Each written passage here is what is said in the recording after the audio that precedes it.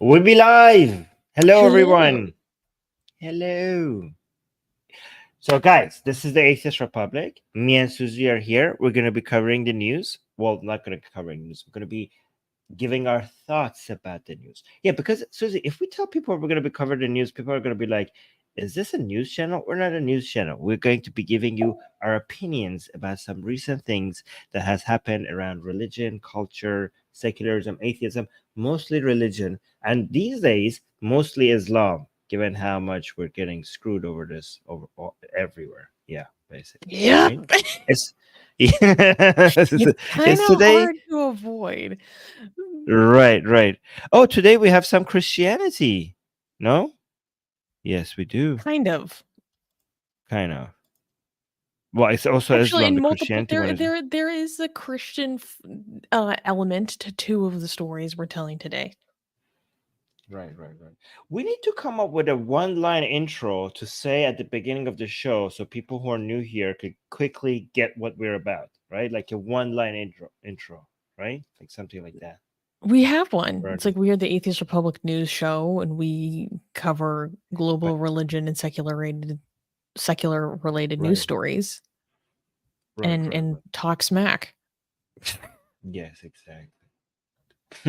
Talk smack. I like that one. Guys, make sure you like the stream. People are confirming that they're liking the stream. Thank you so much. Thank you. Please, everybody. And people are telling us where they're watching from.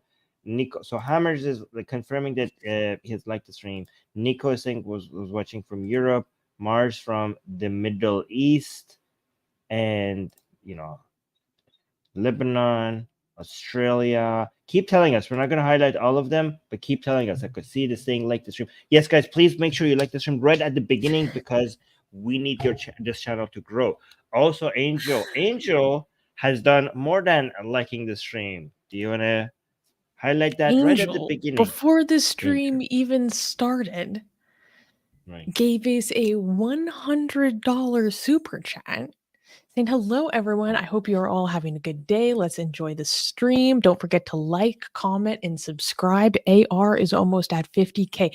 See, Angel is so good. She not only gives us an insanely generous super chat, but then goes and promos our show for us, reminding to promo our show. So, guys, to support Atheist Republic, don't forget to subscribe because we do this every week. Well, Armin does multiple streams a week. I come once a week, do the news show. We dig in to a lot of controversial stories that other people aren't going to touch or be as honest about if we're being honest, and we have a lot of fun while doing it. And Yes. Celia is saying Atheist Republic's guardian angel. That's right, Yes. Yes. from above. Oh, look, um we have from people liking from Mexico, thank you, and then from Denmark, and also liking and watching. Yeah, fantastic. Okay, by the way, now thank you, Angel, for all that, because now I don't have to worry about being demonetized already. Susie, we got demonetized in the first 1 minute. I think this was a new record. We didn't say anything bad. But I think it's the title. I think it's because you have yeah. Hamas in the title. Yeah. See, this is the price But you oh pay wait. because you want to have a title that intrigues the audience and makes them want to click, right? Right. But then if you make it too spicy, too interesting, YouTube goes, no, no. Yes. And it's gone And it's per gone. se. And it's gone per And it's gone. se. Okay. But we don't have to worry Yes. So about that. we have a Okay. lot So of juicy things before to cover this week. yes, and before we get to all those juicy things, we you wanted to share something with our audience, right? Before we get Oh, to the yeah, first this news. is exciting, guys. So, if you are a member of Atheist Republic, it is a great way to support the show. You can become a member by hitting the join button down below this video, and if you join, then you get nice little badge. You get our emojis, and the more members we have, the more emojis we get, and we just got a bunch of new emojis, and we're here to release the emojis. So first, we have our new next news emoji. Our next news emoji. with me and guys, Susie. yeah, if you are members, make sure to Use the emojis. Yes. yeah, use the new emojis right now. Okay. So Are these up already? these are Is up this one up already. already? They're Oh, up guys, already. if you remember, use this emoji between our news. Use the next news one. Yeah, fantastic. Okay, and then we have, so this is me on the left, and that's Susie on the right. So the next one is, what's this one? It's Mufti Armin, because everyone knows that sometimes Armin has to give a ruling. He has to give his ruling, his understanding, his fatwa about various matters of Islamic jurisprudence. And on those occasions, we of course need a Mufti Armin. Right. And then this one is my favorite. Okay, this one. Oh yeah, this is yelling Susie Susie. Rant. This is for Susie Yes. Rants. Yes, this is for Susie Rants. That's fantastic. Okay, so guys, remember this one you use in the chat when we are between news and we say next news. This one you use when I'm giving an Islamic ruling. We do need the Shia version. The Mufti Armin is for Sunni version, but we need an Ayatollah Armin, right, with the turban for the Shia version. And we use this one when Susie is giving her rants. Okay, when it's Susie rant time. And we need an emoji like this one saying, and it's gone. Like, I think we're gonna have and it's gone. We're gonna have like make a Susie behind a desk with a little computer and the text, and it's gone. We're gonna make that. I don't know if emoji it's gonna work very well because it scales down so small. So I was also thinking we need Ayatollah Armin, and we also need, I was thinking Shah Armin Shah would be funny. No, I will get crucified in the Persian show if you make a Shah Armin. And that's why I want to do it. Oh my god. Okay. I don't know. We're playing with fire here. Okay. Okay, let's do it. Some of those monarchists will legitimately send you a death threat for that. Oh my god. Well, yeah, not a lot of them, but some of them maybe. Yeah. Okay. Oh You're my trying god. to get me in trouble on the Persian channel, aren't you? Okay. Yeah, yes, I am. Okay. All right.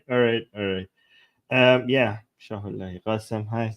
All right. So we should move on to the news. We had enough fun. This is the first news is not fun, but it's clappable, right? Should we clap? Yeah, because we want to use the next news emoji. Yes, we do. All right, guys, use the next news emoji. All right, so clappable. Okay. First news. Only 1 in 4 Muslims believe that Hamas committed atrocities, according to new poll. A comprehensive survey by the Henry Jackson Society and JL Partners has brought to light some disconcerting attitudes among British Muslims regarding Hamas and the broader socio-political landscape. The survey, which polled 1,000 British Muslims, found that only a quarter acknowledge that Hamas committed atrocities like murder and RAPE in Israel on October 7th. This perspective is compounded by the finding that nearly half of the respondents, 46%, harbor sympathy for Hamas. This is significantly higher than the 26% sympathy rate among the broader British public, which, by the way, a 26% sympathy rate among the broader British public itself is freaking crazy. This is, Moreover, the poll revealed that a notable segment of British Muslims, nearly a third, favored the introduction of Sharia law in the UK within the next 2 decades, reflecting a strong desire for the integration of Islamic legal principles into the British legal framework. The survey also highlights the prevalent belief among British Muslims that Jews disproportionately influence UK and US foreign policies, with 46% endorsing this viewpoint. A leader in the Muslim community involved with organizations like Tel Mama and Muslims Against Anti-Semitism emphasized the need for corrective measures.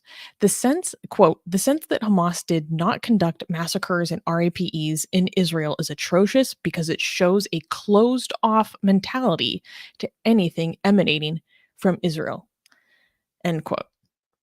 So let me provide a little bit of background. The Henry Jackson Society is a conservative think tank in the UK, and they conducted this survey with the help of Jail Partners, which is the service that they hired out to, actually run the survey. They used a demographically representative sample of 1,000 British Muslims, and then they also used a demographically representative sample of the broader British public. So they polled 2,000 people roughly in total. And yeah, those were some of the findings. They also said that 52% want to make it illegal to show a picture of the Prophet Muhammad, compared to just 16% of the public. And 23% say, excuse me, let me reread that. Only 23% said that it would be undesirable to have Islam declared the national religion, compared to 61% of the general public. And only 23% said that it would be undesirable to have Sharia law. Only 27% said that it would be undesirable to outlaw gay marriage. And only 28% said that it would be undesirable to outlaw homosexuality in totality. Holy shit. What percentage of the population are the Muslims? I actually don't know that off the top of my head. Oh. I think it's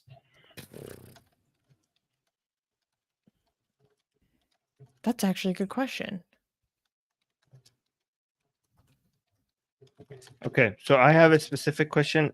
You mentioned, hold on, it's 6.5% apparently. Okay, 6.5%. Okay. You mentioned from the entire population, what percentage agree that Hamas committed atrocities? Like what percentage from the total population? Only 1 in 4. I could find the exact what percentage agree from the total population that Hamas committed atrocities? like 25%. From the total population of the country? Total population of the country, yes. Okay, let me go. I actually have all the stats that they released in front of me. So let me go. So while you do that, I hold want to on. tell people in the chat, because I saw somebody complaining that maybe the sample size was too small. That's because you guys don't understand how statistics work, okay? The Yeah. sample size doesn't have to be that big for it to be a good sample size. Like it doesn't, once it reaches a certain number, as long as the data were collected randomly enough, and then also based on the parts that was not random enough, adjusted, like given its own weight, if it's scientifically collected and scientifically analyzed, you could do a lot with a significant enough sample size for it to be a very accurate representation of the broader population. So this is a whole science of its own.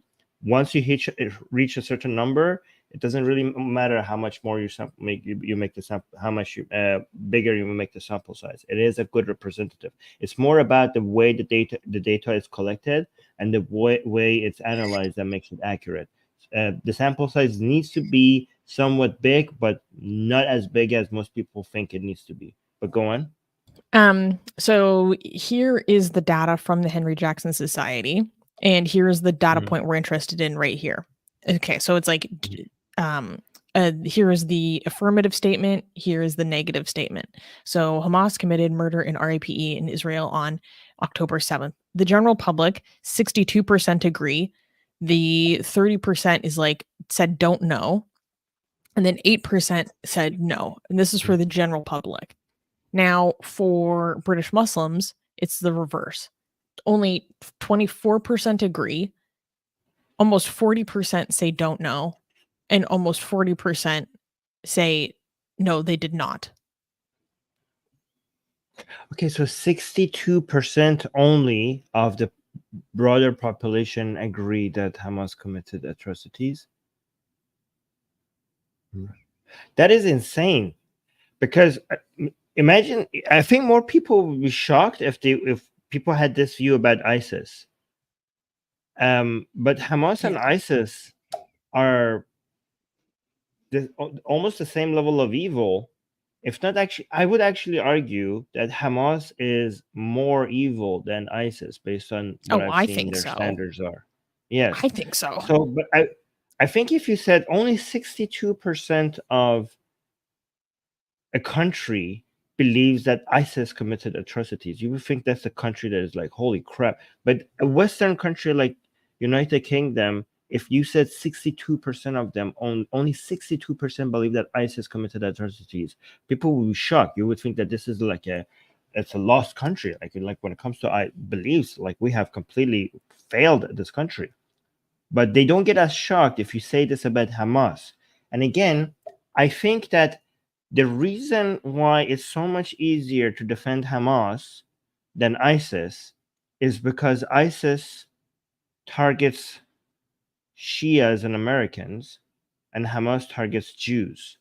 And again, if I think again the factor that is here different is the target being Jews, and globally people don't sympathize with Jews as much as they will sympathize with other people. So yeah, I think it's the Jew factor here. But also, given an angry keyboard warrior is also saying Zionism confirmed. This is another reminder to people why we need Israel.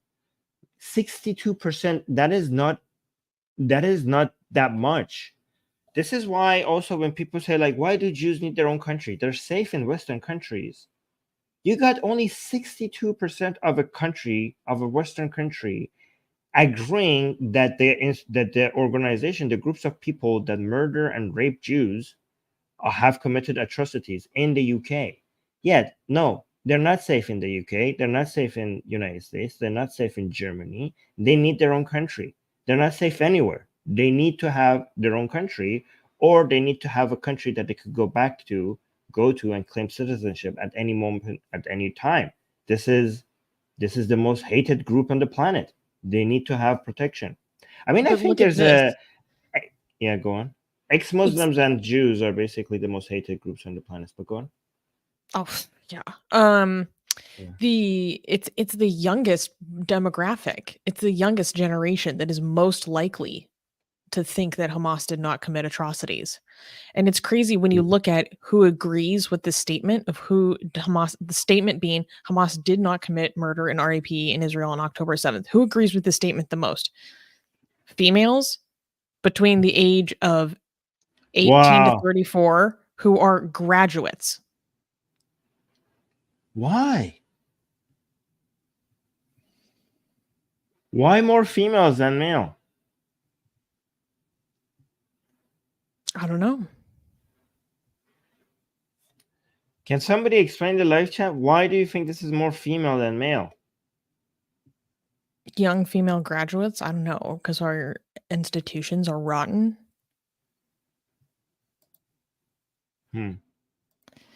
Yeah. And it's so interesting because the older generations are like not into this. Well, I mean, as much. Yeah, so Space Leo, you already answered this question, but it might be good repeating it. Space Leo is saying, does that mean they don't consider those things atrocities or that it did not happen? It's literally just the statement. Hamas did not commit murder and RAPE in Israel on October 7th. Do they agree or disagree with that statement? And more people, this demographic is more likely to say that Hamas did not commit murder and RAPE in Israel on October 7th. If they don't think that they committed murder, what do they think happened? You know, a lot of people are RAPE deniers. A lot of, and Yeah. it's like, it's really like the progressive movement has just like thrown Me Okay. Too out the window. Like, Me Right. Too? I don't remember that. Yeah. But What did like, they think? You're right. What okay, the hell so did they okay, think but happened? part of me is like, okay, so it's like the denial of the RAPE is just so mainstreamed at this point that I'm like, okay, like I see that. But the denial of the murder, I'm like, well, if that's, then what do you think happened? Spacelia has an explanation. Yeah, they think that IDF shoot their own people. That's true. I have seen a lot of those conspiracy theories. Mhm. I have But seen a lot like of the going conspiracy out, theories. coming out and saying that they didn't, like that requires a lot of effort. Like that shows a lot of sympathy for Hamas to the point that they said they didn't even commit murder. Like you need to try to be this insane. Like it's not that easy. Yeah. Oh my gosh. Or what about wow, well, let me find the statistic about Sharia law, because this like,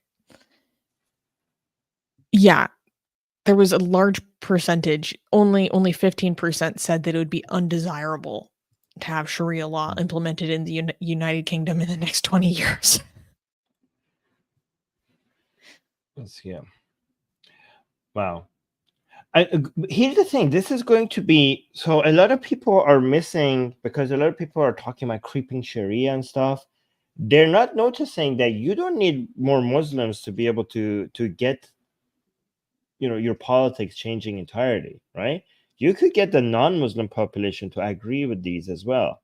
Like a lot of people are just like looking at the percentage and like, okay, we have 6% Muslim, so these people have more levels of homophobia, transphobia, misogyny, Hamas sympathizing, so that's problematic. If this 6% one day gets to 12%, that 12% is going to have a major impact on lobbying, on how people vote. It's going to completely shift the direction of the politics, of the foreign policy of this country. But they're like, okay, it's not just that 6% that you need to worry about.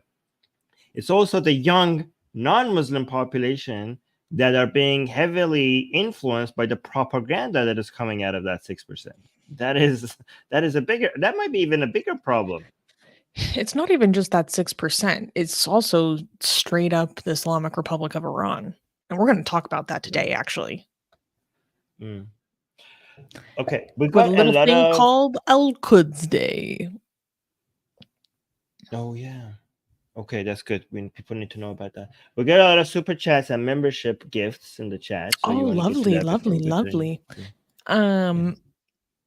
Oops, if my computer would respond. Oh, Darko gifted people 5 Atheist Republic memberships. If you just earned your Atheist Republic membership, please drop your emojis in the chat. Actually, speaking of emojis, something that Armin and I have been meaning to do for a long time now is create our own Atheist Republic badges instead of just these weird little circle things, but we have been having a hard time deciding what our badges should be. Like, it needs to be very specific to AR. Like, give us your ideas. Do we have any good memes that would make good badges? Like, please, Mm. please let us know. Um, Most people do we just the same badge that changes color.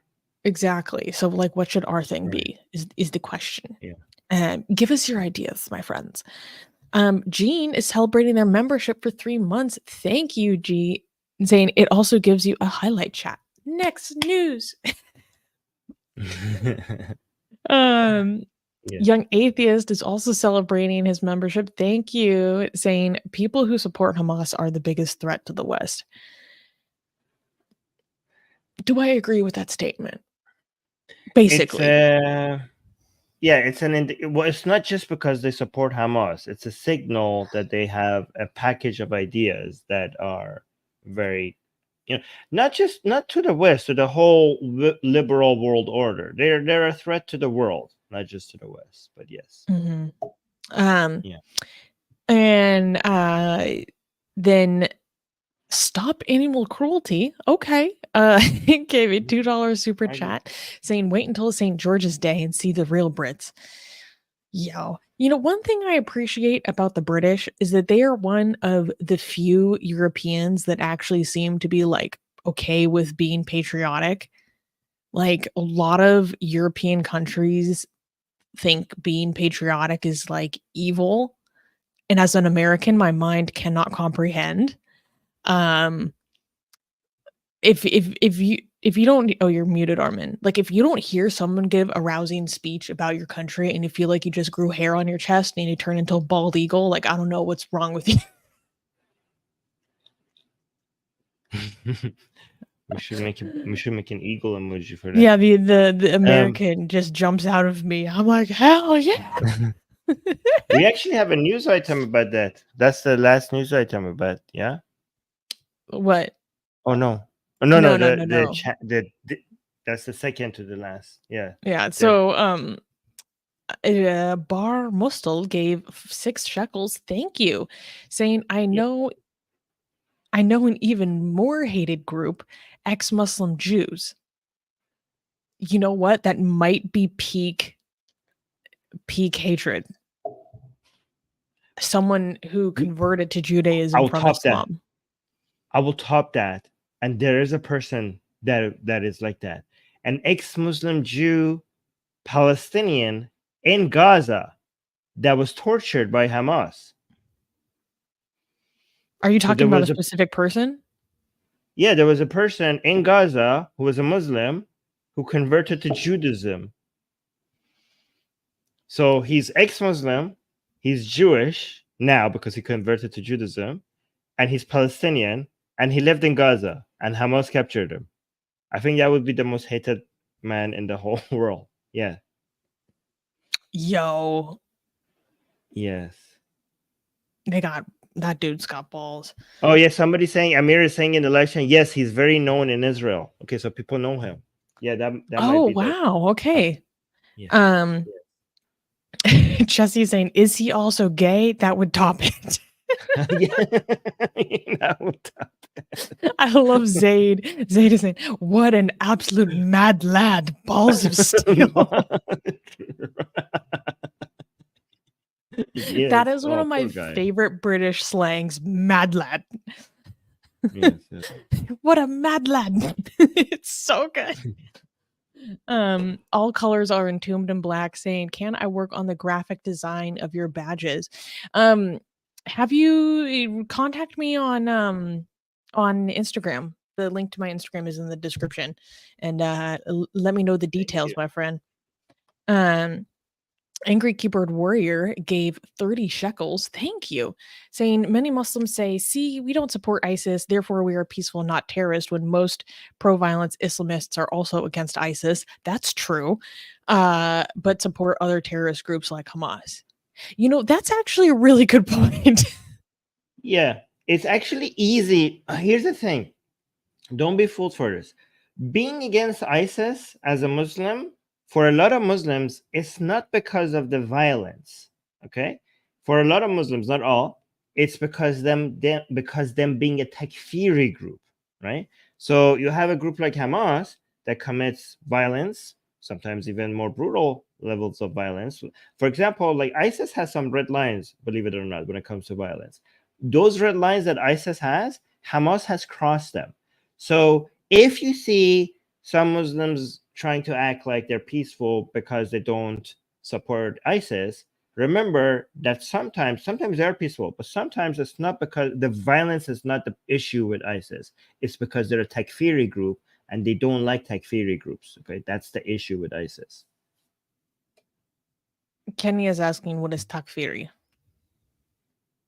By the way, when I'm telling you, why are you guys not using the Mufti emoji when I'm giving you Islamic information? Please use the Mufti emoji. Takfiri is like something associated with the Khawarij.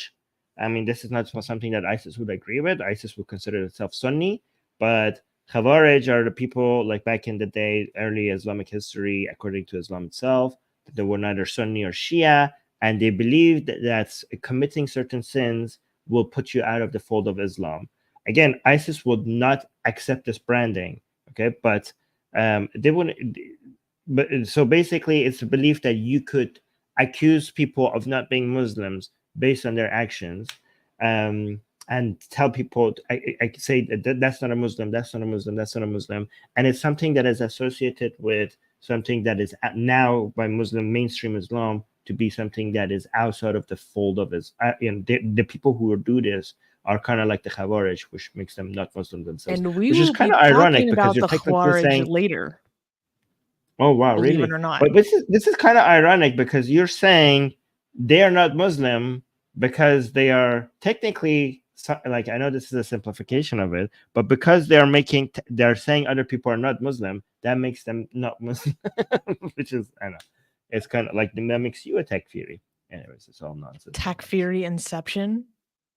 Yes, takfiri inception. Right. Yes. It's takfir Can all you the way takfir? down. It's takfir all the way down. Here's a question, Islamic question. Are you a takfiri if you takfir a takfiri? Answer me that. Oh if you takfir a takfiri in the woods and no one is around to hear it.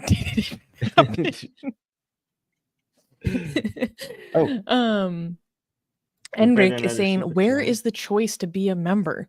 If you are watching this on YouTube, which you are because you gave us a super chat, in the bottom right corner of your screen near the subscribe button, like down here, there should be a little join button where you are able to join and support the channel. And thank you for asking. Well, if you're looking at the chat on your phone, you're not going to see the subscribe and the join button. You have to quit the chat, and then you'll see the subscribe button. And next to the subscribe button, there's a join button. That's the button that you click there. In fact, wait, I think I found the link to join. 1 second. Let me double check. Okay. I think this is it. Thank Enric for becoming a member. Yes, thank you. Join the channel. Okay. I just put a link in the description. Please let me know if that doesn't work, you guys. But please also subscribe. We are so close to 50K. And like once we hit that 50K, like we're just going to snowball, you know, the Atheist Republic army is growing. And Uzair Jibril gave his idea for a badge, and it'll just be Satanic Susie. That would be nice. Yes. That would be good. A Susie with horns changing colors. Or it'd be so weird to see like a million little emojis of me in the chat slowly leveling up as people are members. Oh my god. Right. Oh, new member. Oh, thank you for becoming a member. Welcome to Satan's Minions. Zaid Habibi saying, "Oh, horny Susie." I don't know. I don't know if YouTube would like that. No. But that's the joke, Armin, because it's me, Satan with horns. Yeah. I just got it.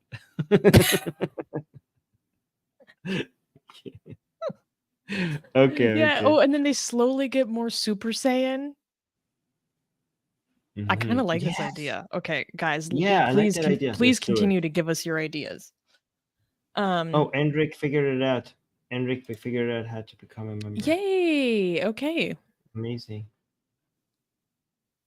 Okay, took me to the browser to join. Okay, but again, if you're on your phone, clicking on the link might not be the good idea because it will take you to a browser.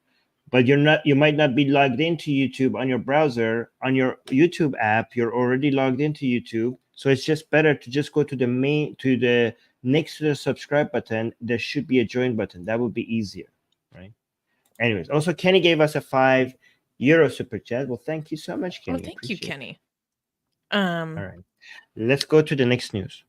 Yes. Okay. Can I clap? Yes. No, actually, I mean. Oh. No one died.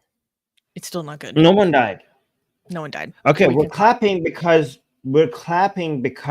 it was a failed attempt. So people stayed alive. Okay, we're not clapping because of what happened. We're clapping because the results were no deaths. Okay. Next news. Australian bishop stabbed in terrorist attack by radicalized teen. In a disturbing event that has gripped Australia, a 16-year-old boy launched a violent attack inside the Assyrian Christ the Good Shepherd Church in Wakeley, a suburb of Sydney. During a mass that was being live streamed on April 15th, the teenager attempted to fatally stab Bishop Mari Emmanuel and Reverend Isaac Royal. Four individuals, including those two clerics, sustained injuries classified as non-life threatening. The attack, which was being broadcasted on the church's social media, saw the assailant vocalizing his motives in Arabic, saying, quote, "If they didn't insult my prophet, I wouldn't have come here. If he didn't involve himself in my religion, I would not have come here." The incident not only caused panic among the attendees, but also incited significant unrest and violent confrontations between the community and the police outside the church. This led to injuries among the police officers and the destruction of police vehicles. The New South Wales Police Force, through Commissioner Karen Webb, labeled the incident a religiously motivated terrorist attack, which has sparked debate among community leaders regarding the implications of such a classification. This act of violence has left the community and followers online in a state of shock and mourning, further emphasized by a vigil held for the recovering clerics, with the church urging prayers for both the victims and the perpetrator. So, this was a very huge, high profile attack that happened within this past week. And basically, and this happened within 6 days of this horrific knife attack that happened in Australia, which is one of the worst, like, mass killing events that they've had in years. And the one that had happened, preceding this attack was like 6 people were killed in a mall. And so far, that attack is not being considered as a terrorist attack, but this attack is. And people feel like that's controversial or something, but I can explain why that totally makes sense in a second. So basically, let me give you some background. So Bishop Mari Emmanuel is a bishop in the Assyrian church, and he has like a controversial kind of uh reputation because he was very against like COVID um regulations. Um he there I don't know how to put this. Within the realm of Christian orthodoxy, there's a certain vein or flavor of Christian orthodoxy, whether it's Greek Orthodox, Russian Orthodox, like Eastern or like where they are very against Western degeneracy, as they would say. They're very against like liberal interpretations of Christianity. And so sometimes they kind of like align with authoritarian regimes. I'm not saying that this guy explicitly did, but he kind of fits within that flavor because he's like very anti-LGBT. Um, and he was recently coming into a bit of attention and praise because he was being very pro Gaza and talking against like the actions of Israel and stuff. And so that's just a little bit of background. Frankly, I don't really care that much about those opinions. So what got him into trouble, so to speak, is that he has been openly criticizing Islam from his pulpit and in public appearances for some time now. So, for example, he went on the Patrick Bet David podcast and was openly criticizing Islam. The Patrick Bet David podcast is one, what is it, Valuetainment? Like it's a huge podcast, very significant, influential podcast. And he criticizes a lot of Muslim doctrine surrounding Jesus. He criticizes the Muslim interpretation of Jesus. He's given sermons lambasting Andrew Tate for converting to Islam, and saying because Andrew Tate was basically saying that Christianity is weak, and that's part of why he converted to Islam. And this dude was roasting him, trying to like explain why Christianity isn't weak, all these things. So in doing this, he's like openly criticizing the Islamic understanding of the Prophet Isa in ways that from an Islamic understanding are considered blasphemy, because he Wow. continues to reassert that Christ is God, which is blasphemous from this perspective. And this bishop, I was watching some of his videos in which he criticizes Islam, and he goes on to talk about how his argument is that the Quran and Islamic text and the Prophet Muhammad himself acknowledges that Jesus is God. That's his argument. He's saying that Islam acknowledges that Jesus is God. You guys are totally confused. You don't understand, blah, blah, blah. So that's kind of like his history of kind of being put on the spotlight because of these things. And presumably because of that, this kid went and stabbed him. In the videos of this attack happening, this was being live streamed when it happened. So within like almost 30 minutes of this happening, I was seeing videos of the attack on Twitter. Obviously, we can't show that. It's really horrific. He was stabbed in the chest repeatedly. Other people who literally just sprung up to go defend the bishop, and the priests were also received pretty heavy injuries. There were some reports. There was a rumor that the attacker's finger got cut off in revenge, in the process of him being restrained during this attack. I don't know how much of that is true. But and then what happened is that very quickly, because this was live streamed, people knew that it happened immediately. So then a crowd of 50 to 100 people immediately descended on the church and started rioting while the perpetrator was still inside the church, to the point that the police had to barricade the perpetrator inside the church, because people were rioting outside. They were so because of what just happened. And a number of police officers were injured by the mob that immediately gathered outside afterwards. So then that's becoming its own separate investigation for these people that attacked the police after this event.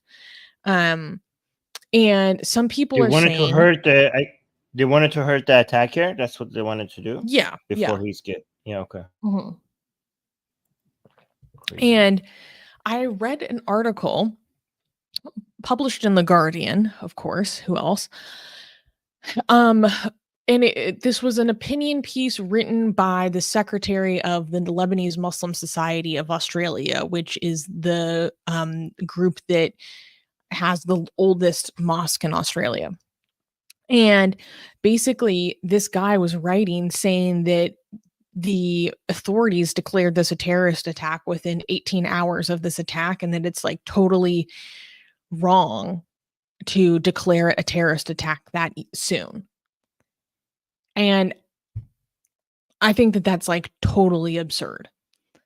The Australian standard for what is considered a terrorist attack is pretty simple. It is an attack with religious or political motivations that is intended for intimidation. Pretty, not that hard to grasp.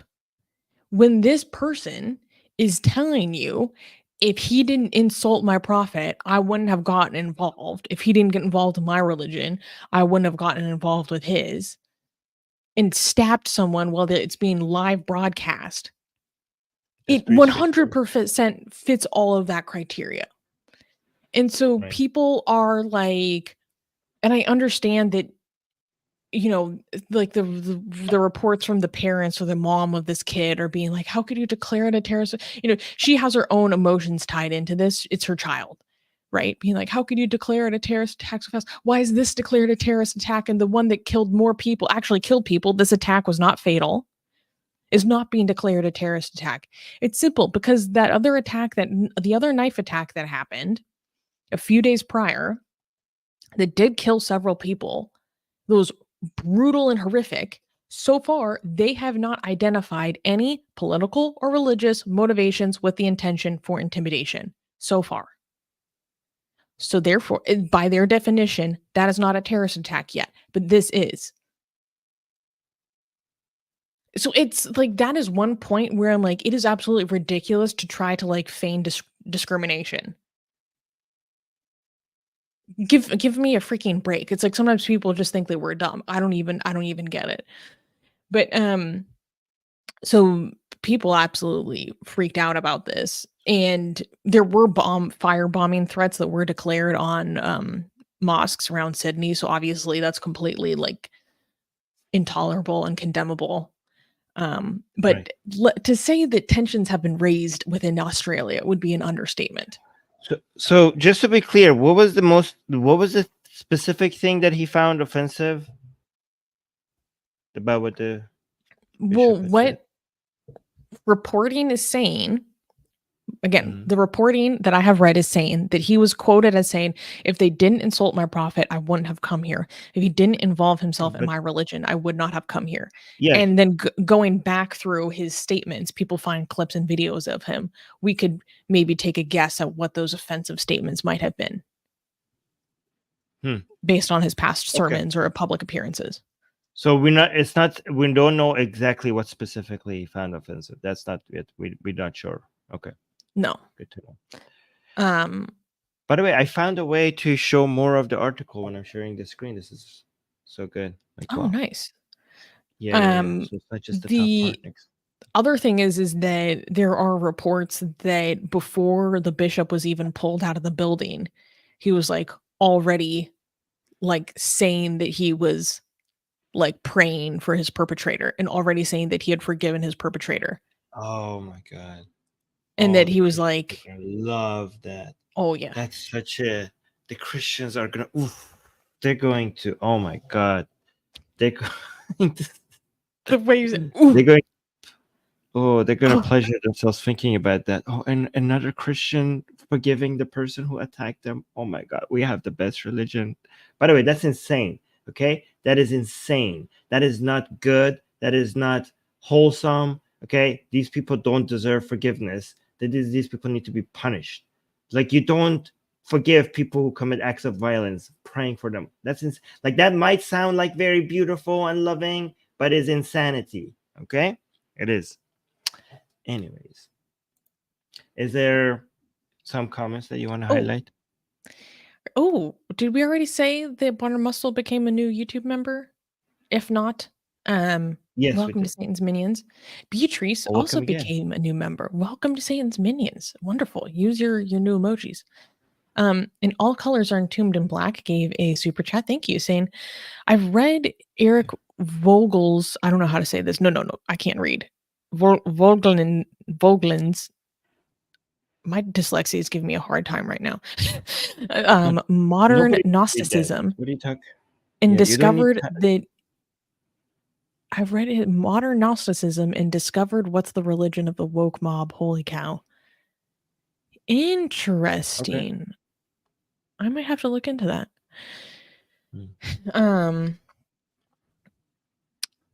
So, oh my God, this next story.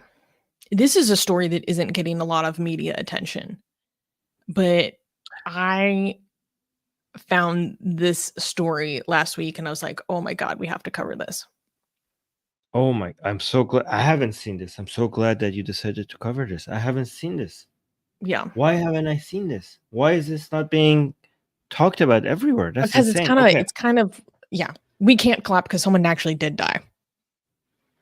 Oh, okay. By the way, guys, when I say Jews are the most hated groups in the world, I actually don't know that, because it's either ex-Muslims or Jews. I think they're neck and neck. That's why we need to have ex-Muslims and Jews unite. And again, when I say Jews, I'm talking about the ethnicity, not about the religion, because even if you leave the religion, you're still hated as a Jew, okay, because of your ethnicity. Okay. Anyway, so no clapping. Next news. Okay.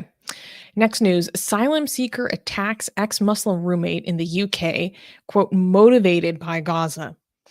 In a distressing case unfolding in the United Kingdom, 45-year-old Moroccan asylum seeker Ahmed Alid stands accused of murdering 70-year-old Terence Carney and attempting to murder his housemate Javad Nouri in Hartlepool.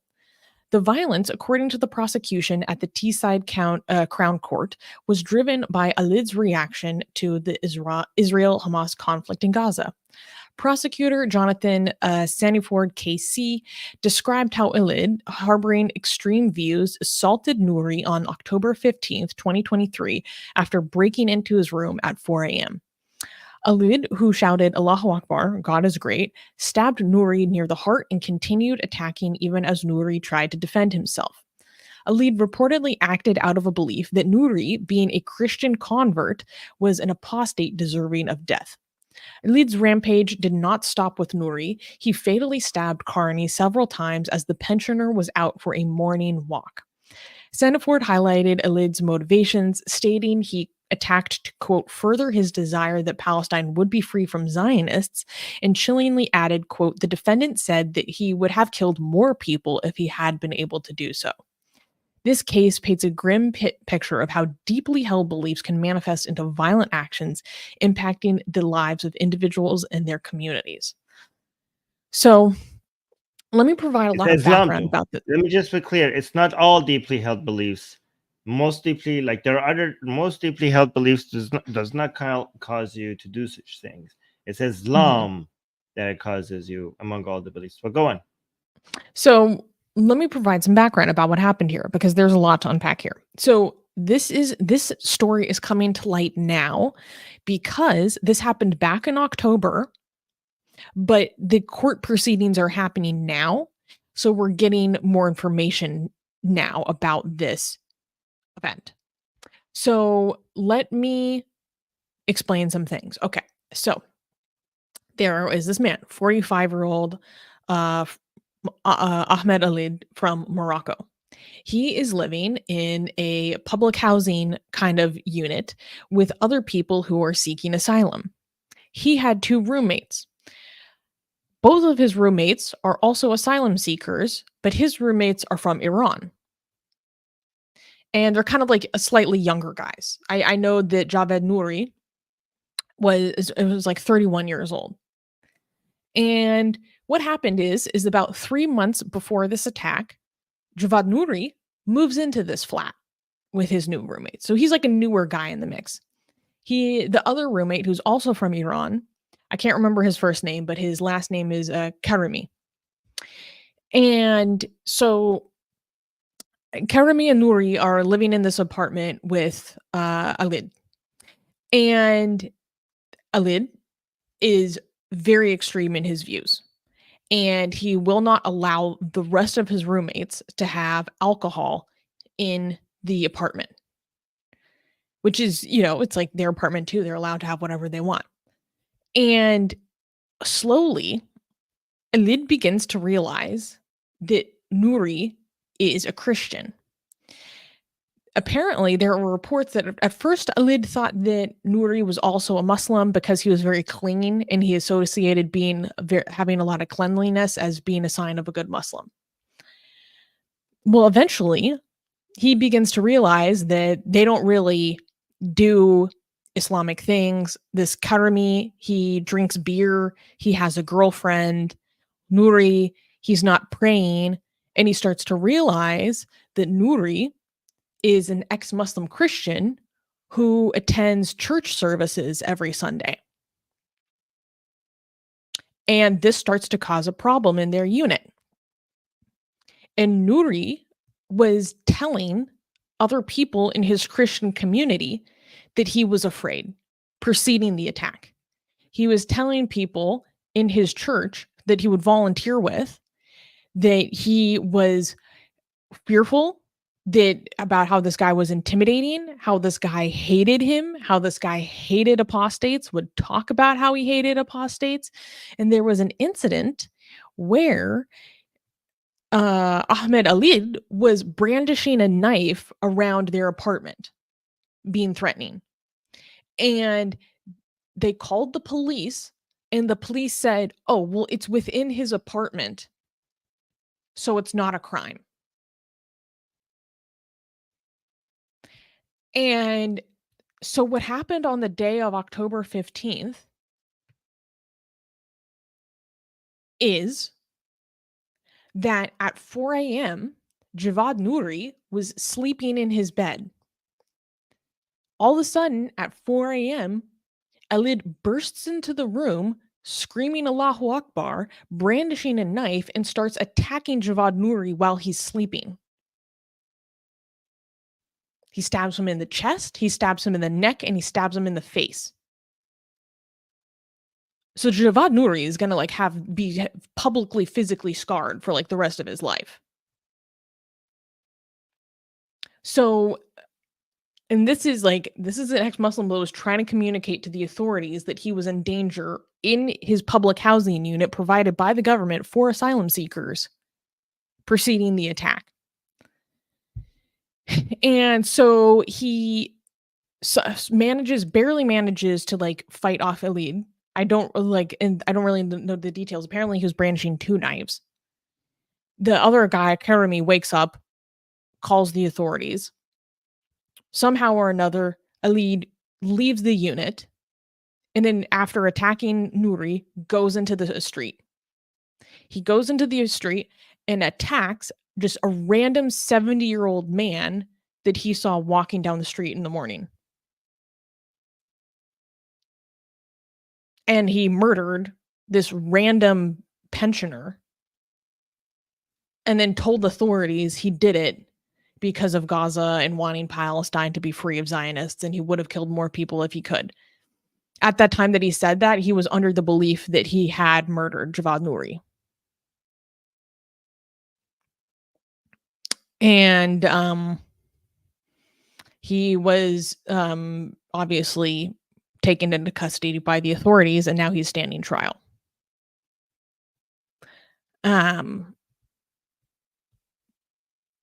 And so I wanted to highlight this because we talk all the time about how we deal with ex-Muslims who are part of our community who constantly reach out to us expressing how they are very much in danger. A lot of them are from Iran. They went through hell in Iran. They managed to escape. They managed to get to a third country to try to seek asylum through methods that are often very dangerous. And then when they're finally in this country where they think that they can finally be safe and free, they're actually even more in danger in these public housing facilities that the government puts together for asylum seekers because they're in close quarters with people who are very extremist often. And I have to write letters to their social workers explaining why they are in danger and urging their social workers to give them new housing, to move them to a different unit. Because a lot of these social workers don't understand the danger that they're in.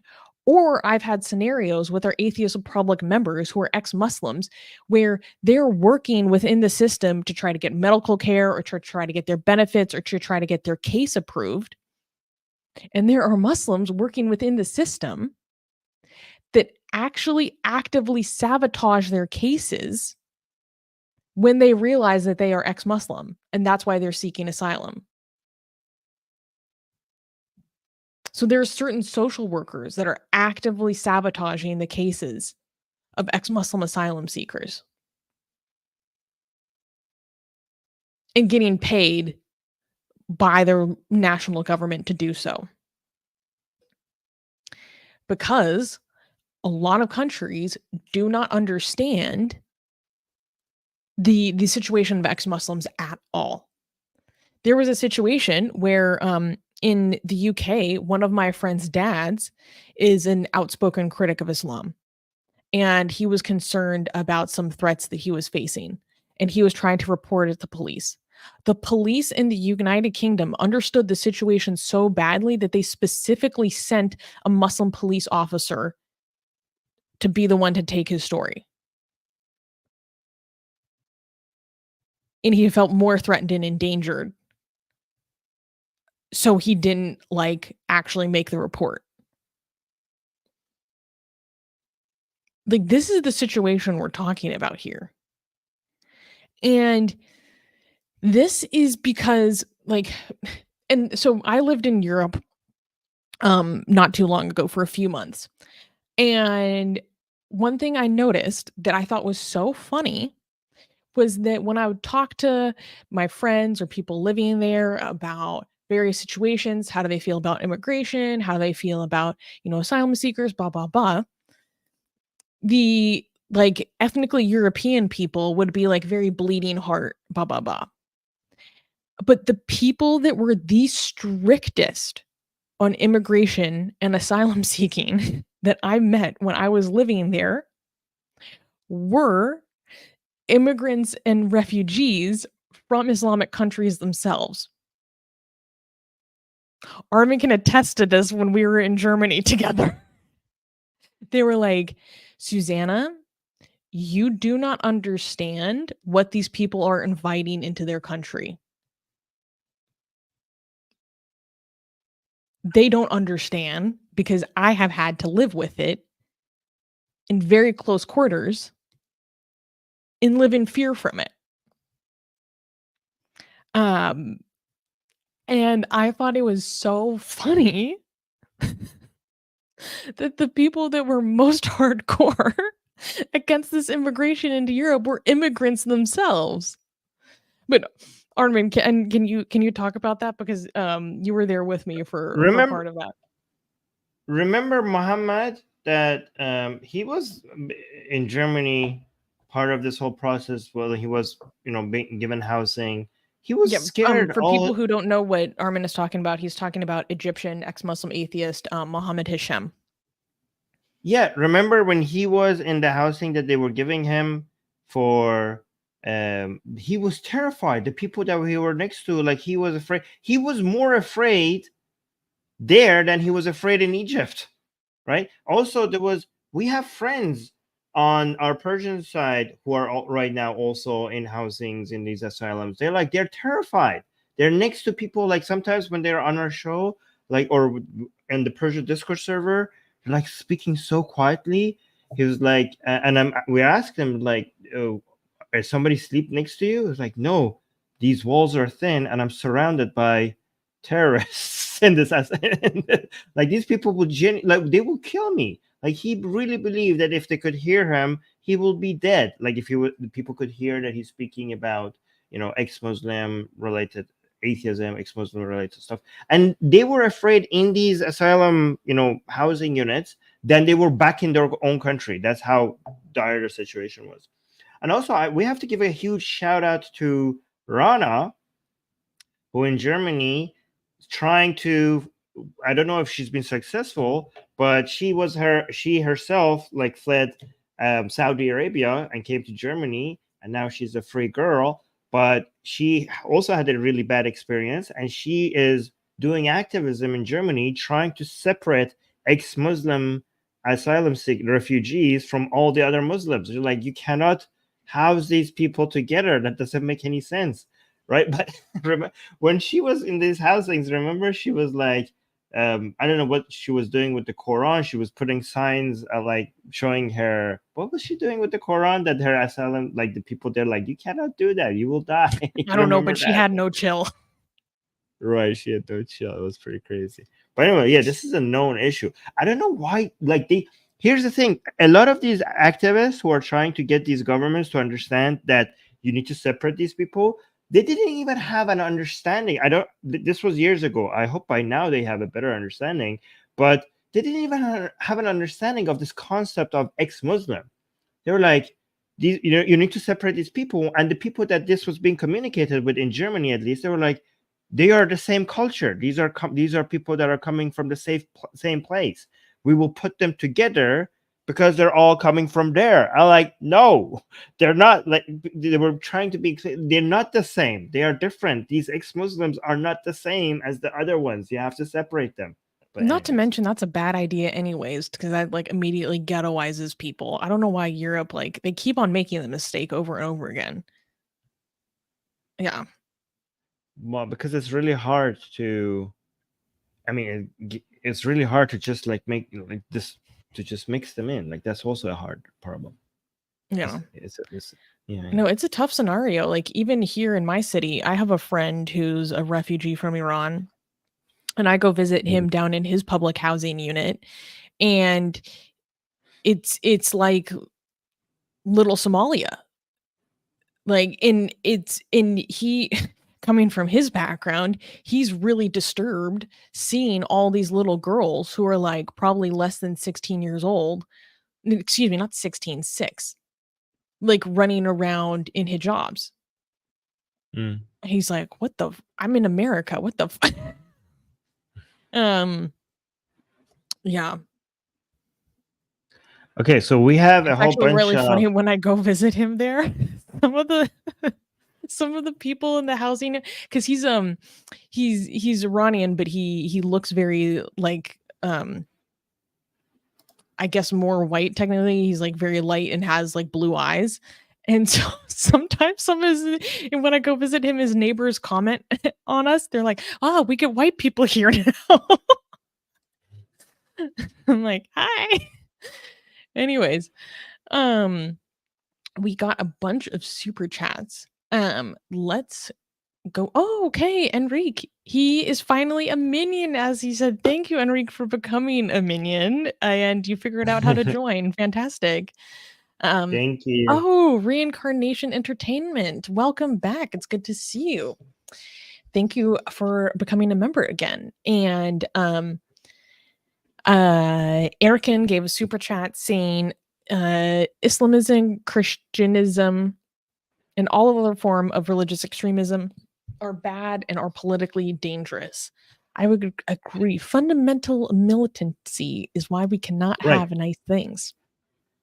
Yes. However, let's not make that mistake. They're not equally dangerous. They're all dangerous, but it's impossible for them to be all equally dangerous. Some of them are a lot more dangerous than the others.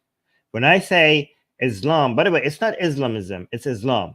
There's no difference between Islam and Islamism.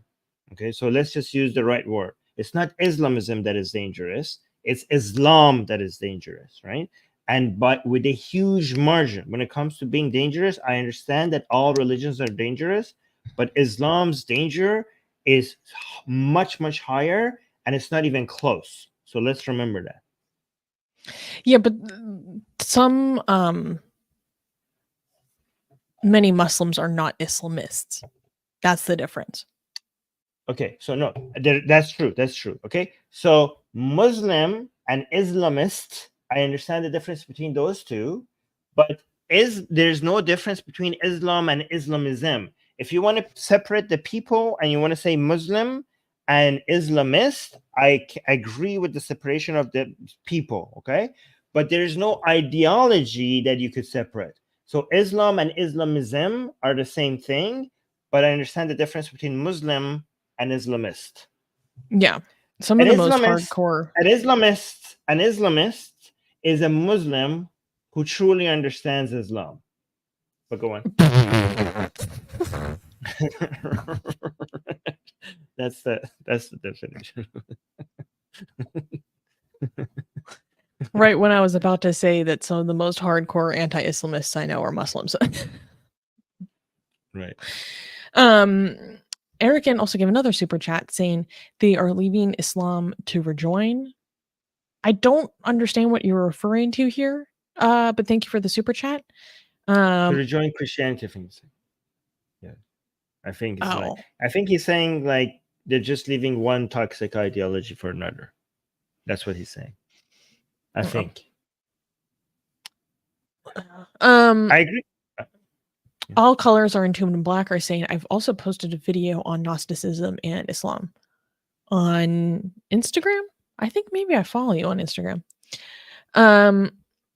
Angie Unier gave us $5. Thank you, Angie, saying, I didn't know about this one. Thank you for bringing this story. Europe, wake up. Why people need to be sacrificed until you figure out what's the problem. Yeah, there's just such a poor understanding of the diversity within groups from different areas of the world. It's actually crazy. Like, people don't understand that there are minorities within a minority. And Araxon UK gave us £5. Thank you, Araxon. Thank you. Okay, so Wait. and One another more super super chat chat. from Erican saying, Yes. yeah, Islamic Sufism is heavily Gnostic. Sufism. Sufism? Oh, okay. Okay, yes, that's true. Yes. Thank Thank you. This next one. We Oh, got and another super chat. oh my god, guys. Reincarnation Entertainment. Thank you for the super chat saying in the UK, who do I vote for? Consider supporting Armin. Well, as a registered 501c3, we cannot tell you who to vote for. Right. Good point. Also, I do not think that Armin, I don't know if you can do write-ins in the UK, but I do not believe that you can write in Mr. Armin Navabi because he's not a UK citizen. I don't believe he can serve in parliament. I think those are two separate messages. I think that's a question and also people asking people here to support Armin. Okay. Fair enough. But I do like Yeah. the sound of MP Armin. Yeah, I like that too. MP Navabi. We got another super chat. All colors are entombed in black, saying, by the way, ethnic Europeans is a generalization. Is that what I said? Ethnic Europeans is a generalization. It's not a generalization. You could Well, be then how do you European. describe the people where their ethnic heritage is from Europe? How is that a generalization? Because there are people that fit that description. I fit that description. Ethnically European. Explain to us how is that a generalization? Thank you. Yeah. Oh, and we also got Michelle gifting 5 membership. Guys, if you are a new member, use the emoticons. Thank you very much. Yeah, Kenny saying All ethnic Europeans is broad but not wrong. That's exactly why I said that. Yes. It's broad, but it's not wrong. Yeah, we have a thing called, it's a thing. Here's the thing, it's not a very accurate, like the lines are not, but you don't have it to be. A word that you use, it doesn't have to be completely accurate for it to have utility in using. I'm not going to get into that. Anyways, we should move on to the next news. I'm still stuck on that. It's a categorization, which is, exactly. It's fine. And there are people that have like mixed heritage. You could be ethnically European and ethnically African. Like Afro-Germans exist. Right. They would still fit in that category. Okay, anyways. Yeah. All right. Oh God, I'm so excited to talk about this next one.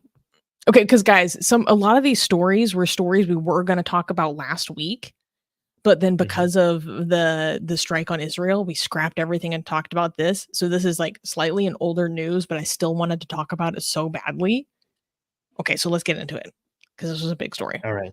Clappable? Yeah. Okay. Next news. Chants of death to America at Michigan pro-Palestine rally spark outrage. The pro-Palestine, okay, so there were two big rallies where this chant happened. The pro-Palestine rallies held in Dearborn, Michigan and Houston, Texas, which included chants of death to America and death to Israel, have stirred significant public outrage and media attention. These rallies, marking the International Day of Al-Quds, underscored the deep divisions regarding U.S. support for Israel following the deadly October 7th attack that claimed the lives of 1,200 Israelis. Tarek Bazi, a Michigan activist who organized the Dearborn event, vocally criticized the U.S. administration and American foreign policy. He controversially echoed Malcolm X, claiming America is, quote, one of the rottenest countries that has ever existed on Earth, end quote, and rationalized that in the current global context, death to Israel is perceived as a logical chant. The events, streamed online and attended by crowds waving Palestinian flags and displaying anti-Israel slogans, also featured inflammatory speeches that were captured and widely shared on social media platforms, leading to millions of views and a broad spectrum of reactions. Local leaders, including Dearborn Mayor Abdullah Hammoud, have publicly condemned the rhetoric used at these rallies, emphasizing that such statements do not reflect the community's views and advocating for peace and justice for all people. These incidents highlight the volatile intersection of local expressions of international conflicts and the challenges they pose to community cohesion and public diplomacy. So, there is so much I want to dig into here. Armin, should we watch the footage from these two rallies first and then talk about what is really going on here with Al-Quds Day? Because most of the mainstream news coverage I saw about this did not talk at all about what Al-Quds Day is and where it comes from. Somehow, Okay, wait, American media is did this a not video? touch on that at all. Is this the video that I should be playing? Yes, that's a video in Michigan. And then there's also one in Houston, which I think would be really good to show. Okay, is it down here, right? This one? Yes. So should we Okay, watch so those you first? so you do the explanation and while I get these videos ready. Okay. So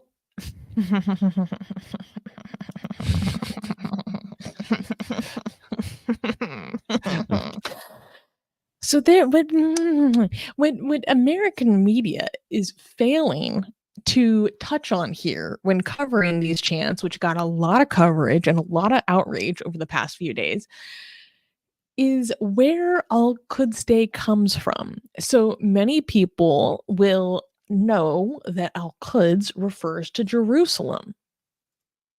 Okay, so why? Al-Quds Day happens every year. It happens on the last day of Ramadan.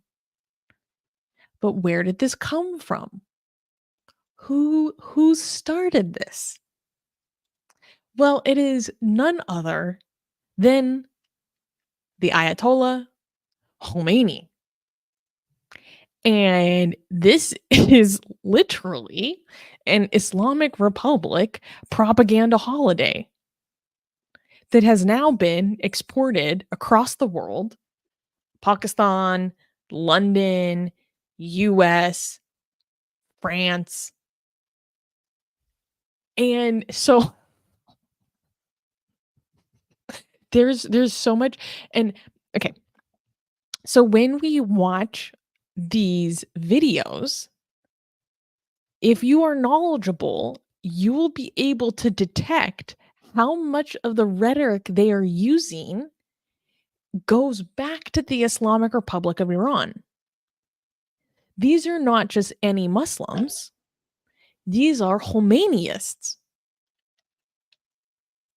These are Khomeinists. And after we watch these, Armin, I want to have a discussion about the mainstreaming of Khomeinism into pro-Palestine activism and how this is very in contradiction to the beliefs and interests of most Muslims who are Sunnis. Because that's an element that is not being talked about here. So, are you ready? I have the videos here. Okay. In the past. All right. Let's play this one first. We've been asked in the past, why are our protests on the International Day of Quds, why are they so anti-America? Why don't we just focus more on Israel and not talk so much about America? Gaza has shown the entire world why these protests are so anti-America. Because it's the United States government that provides the funds for all of the atrocities that we just heard about. And this is why Imam Khomeini, who declared the International Day of Quds, this is why he would say to pour all of your chants and all of your shouts upon the head of America.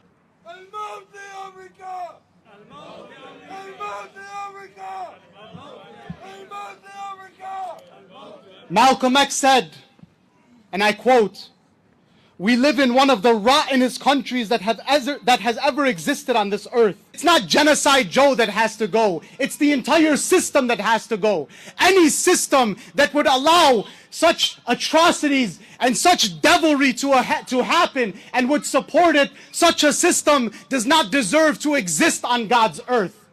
And so when these fools ask us if Israel has the right to exist, the chant "Death to Israel" has become the most logical chant shouted across the world today.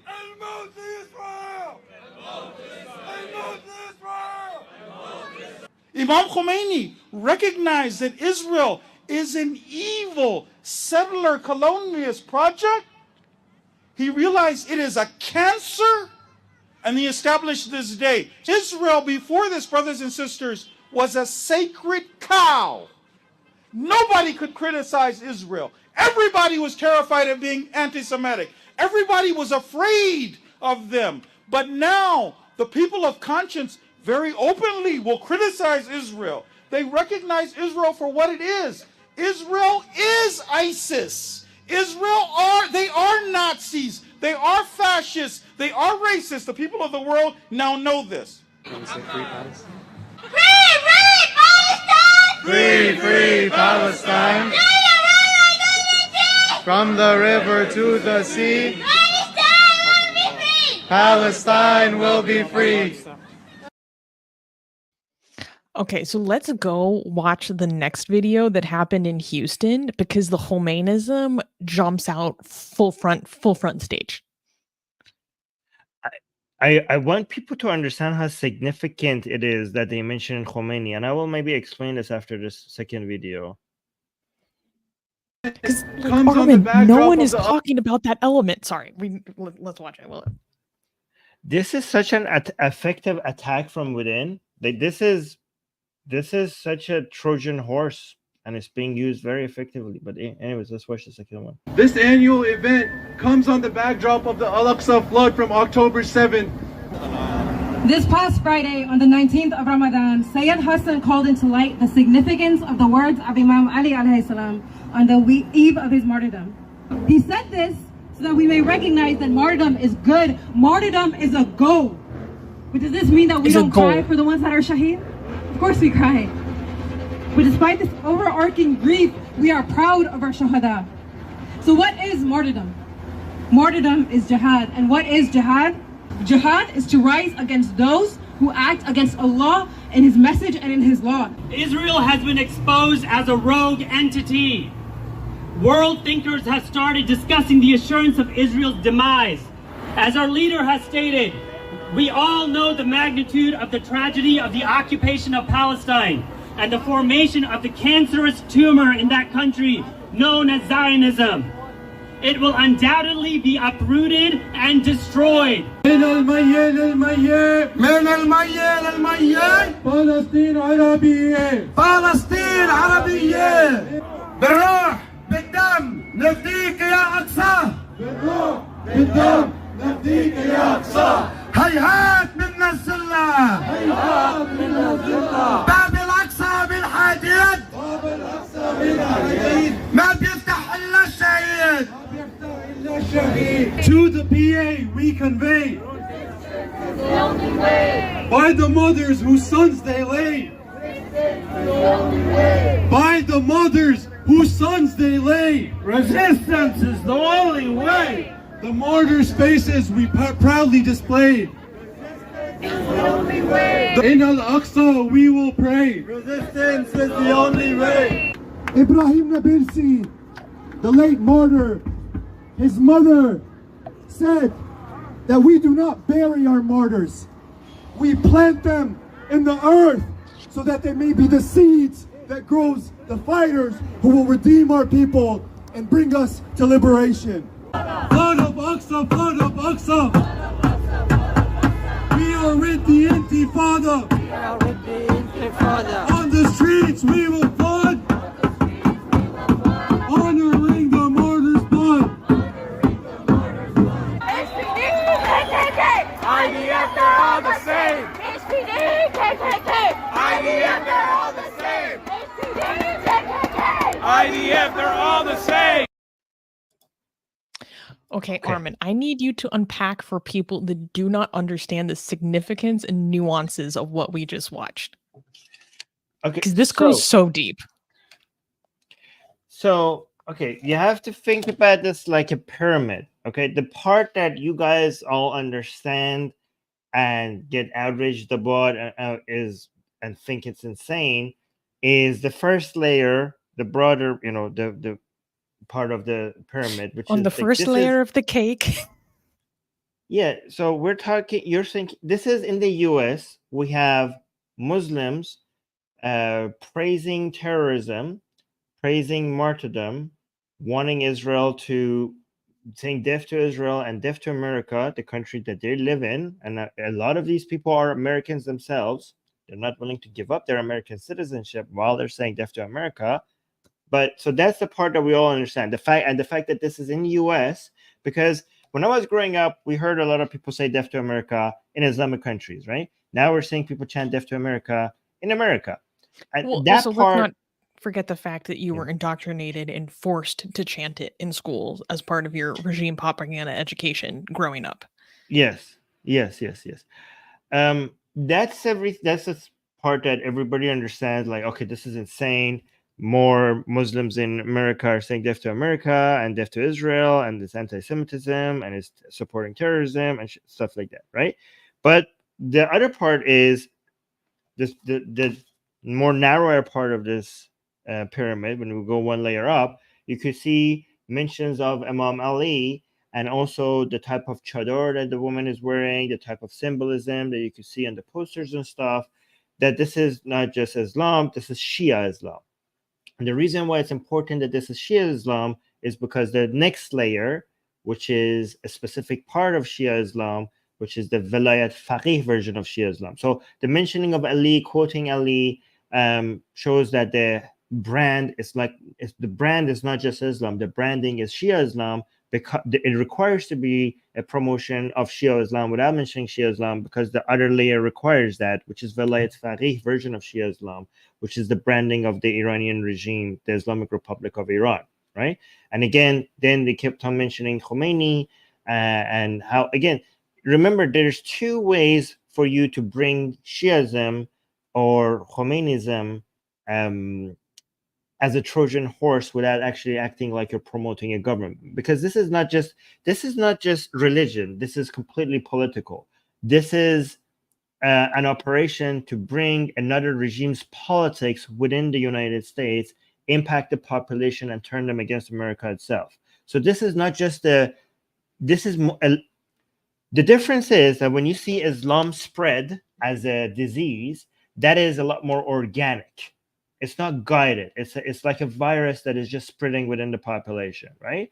This is guided. The reason why me and Susanna are paying attention to Ali and Khomeini is mentioning these words, because this is being directed. It's not just like a disease, like a religion that is spreading among the population. It's a very specific act with a specific political aim that a lot of countries do. Like, for example, China does that with TikTok. Russia does that with its bots all over Twitter. The Iranian regime does that using Shia Islam. And there's two ways to do that. Again, you do that without being so open about it by just quoting people. Like, you don't come and say, like, hey, if you want to be anti-Israel or anti-America, you have to join the Vilayat Faqih. You just introduce this to people by quoting Ali, by quoting Khomeini. Like, you see a lot of marches in Canada or United States that is happening for Ashura. They don't even mention that this is like a Shia event. They mention that we're just celebrating a freedom fighter called Imam Hussein, and that's the way that they get in. Like, this was a great man. He was anti-terrorist. Like, oh, you hate terrorists? Stood against Hussein was fighting oppressors. terrorists. Yeah. Yes, he was fighting against oppressors. He would have fought You don't ISIS. even mention.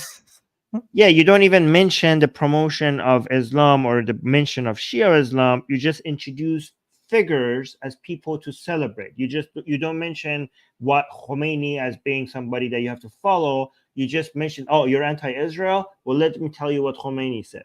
Okay, and all of this is guided as a way to, and again, Turkey does that in Germany with its mosques. So we in different countries, different religion. Again, when you have an ideology just spread, once it's spread enough, then the next step come in. So a lot of these people who are afraid of these religions eventually being used for foreign policy, for a way for a foreign government to exert its influence on that community, on to be able to change the politics of the country.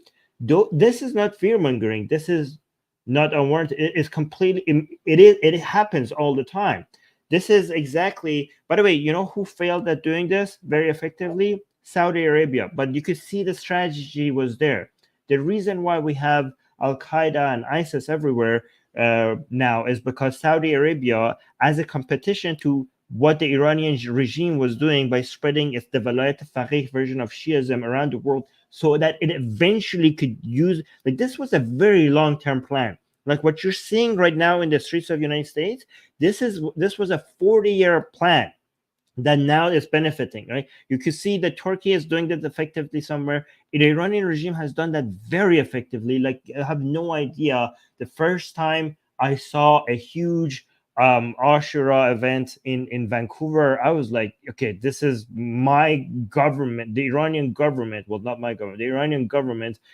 This is their doing. Like, I know this is their doing. This is not organic. This does not happen naturally. I have Iranians sending me guided. photos of Ashura processions like happening down the streets of Toronto and Vancouver, like sending me messages, having mental breakdowns because they're like, this is the Islamic Republic in my country. What did I escape for? And the irony is that a lot of the people in those processions are Pakistani. So they're like screaming anti-regime chants at them in Persian, and like these Pakistanis doing the procession are like, what the fuck are they yelling about? Sorry, continue. No, but again, so Saudi Arabia made screwed that up because they spread Wahhabism, and then Wahhabism came for them. Like they didn't manage to keep a good leash on it, right? However, the Iranian regime is very effective at holding a leash on it and is controlling all of this.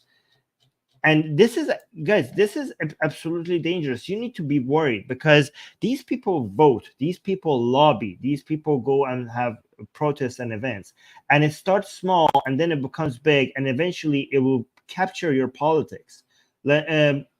You will have politicians, if they once they keep growing, eventually some politicians, like you will have people rising up to the ranks of your because the politics, to be a politician in the United States, it's not that hard. Everybody could get in, and eventually some people will see that this is a group of people that will support them and vote for them, and they will climb the ladders and they will be influencing your country's politics. This is how a country goes down. This is a very effective strategy, and I didn't think it would get this far, but given that it did get this far, I wonder how much further it could get. I want to show you the video, if I could find it, of a video that I saw in Vancouver, and this was just early. I don't think I'm going to be able to find it, but years ago I saw, this was a couple years ago, I saw in Vancouver an Ashura proceeding. Oh yeah, here it is. So this was back, and this was small. This was in 2017, and this was the first time I saw this happening. First time. Oh, let me, if I could full screen this, put the volume up.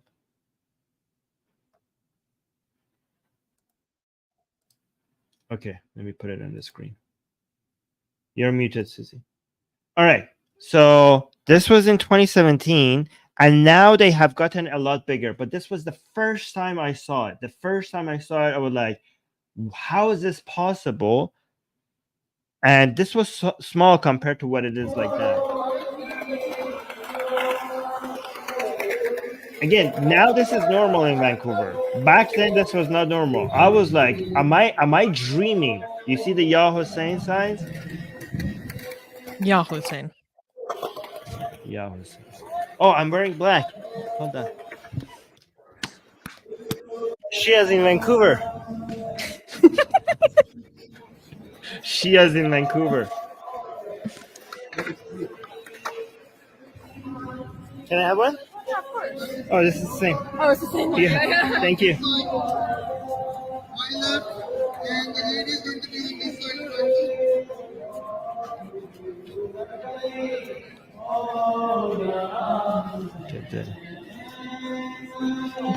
Hashtag walk with Hussein. Hashtag walk Yeah, with this Hussein. is very clever. It's very clever because it doesn't mention join Islam. Islam is right. Shia is like celebrating Shiaism, anything. It's all Hussein. Walk with Hussein. Celebrate this freedom fighter. You know, it's very clever. It's very clever. And it's inviting everybody. It's not inviting just Muslims to walk with Hussein. It's inviting everybody to walk with Hussein. This is very clever. Wait, can I read this really? No, What? go back. I want to read it out loud. Oh, that's at the art gallery. Yes. Hashtag walk with Hussein. Who? We are those inspired by the message of Hussein. What? This is a peaceful procession is to honor the memory of Hussein and the stand that he made. Again, no explanation as to who this actually is. When Hussein gave the greatest sacrifice almost 1400 years ago for justice and humanity. Okay, also, by the way, they're talking about him like he's Jesus. Shias are not beating the shirk accusations today. Why? We remember him to this day to honor the universal values of truth, social justice, compassion, and mercy that he stood and died for. And quote, I learnt from Hussein how to attain victory whilst being oppressed. Mahatma Gandhi. So the Gandhi quote is very, again, this is an appeal to non-Muslims, right? The branding is supposed to be some, again, remember when it comes to the UK story, I was like, you don't have to be, it's not just the Muslim population that is rising. It's because a lot of people are like, oh my God, these people are going to vote and are going to vote differently. But the Islamic Republic of Iran and other people who are trying to influence the other countries' politics through this, they understand that that's not enough. They will use the Muslim population, but also to change the minds of non-Muslim. So it's not just how the toxic views that the Muslim population of a country has, it's also how they could convince other people to also have similar views, anti-American views, anti-Israeli views. And you can see the purpose of putting a Gandhi vote quote there is to show non-Muslim and non-Muslim as somebody who people who celebrate as somebody who did good, who was a peaceful person, to put a non-Muslim celebrating Hussein to show the reader that look, other non-Muslims celebrated Hussein, so you don't need to be a Muslim to celebrate Hussein. Can we also acknowledge that they're wrapping this again? Okay. As this is another person in the history of liberators of the oppressed, like Mahatma Gandhi. This is how Khomeini was framed, which led to the Islamic Revolution. Exactly. Be careful not to lose people. Be careful not to lose your country the way we Iranians lost our country. So this is how they get you. This is how they get you. This happened to us in 1979. But anyways, let's look at my last. People who don't know who Hussein is, Ya Hussein. Can you explain who Hussein is for those who don't know? He was just a grandchild of Muhammad, and is somebody who Shia Muslims celebrate. They would not admit this, but they do celebrate Hussein more than Muhammad and more than Allah. Okay, so Hussein is the most important person for Shia Muslims, way more important than well, actually, it's a competition between Fatima, Hussein, and Ali, right? That's the trinity. That's the trinity of Shia Muslims: Ali, Fatima, and Hussein. Allah and Muhammad, those are less important characters. Okay, those are like Allah and Muhammad are not very important. It's these three people that matter. But, who is that? huh? I'm kidding. Yeah. But anyways, look at this last few seconds because I have my reaction. Look at this. I don't know if I got that. Wow.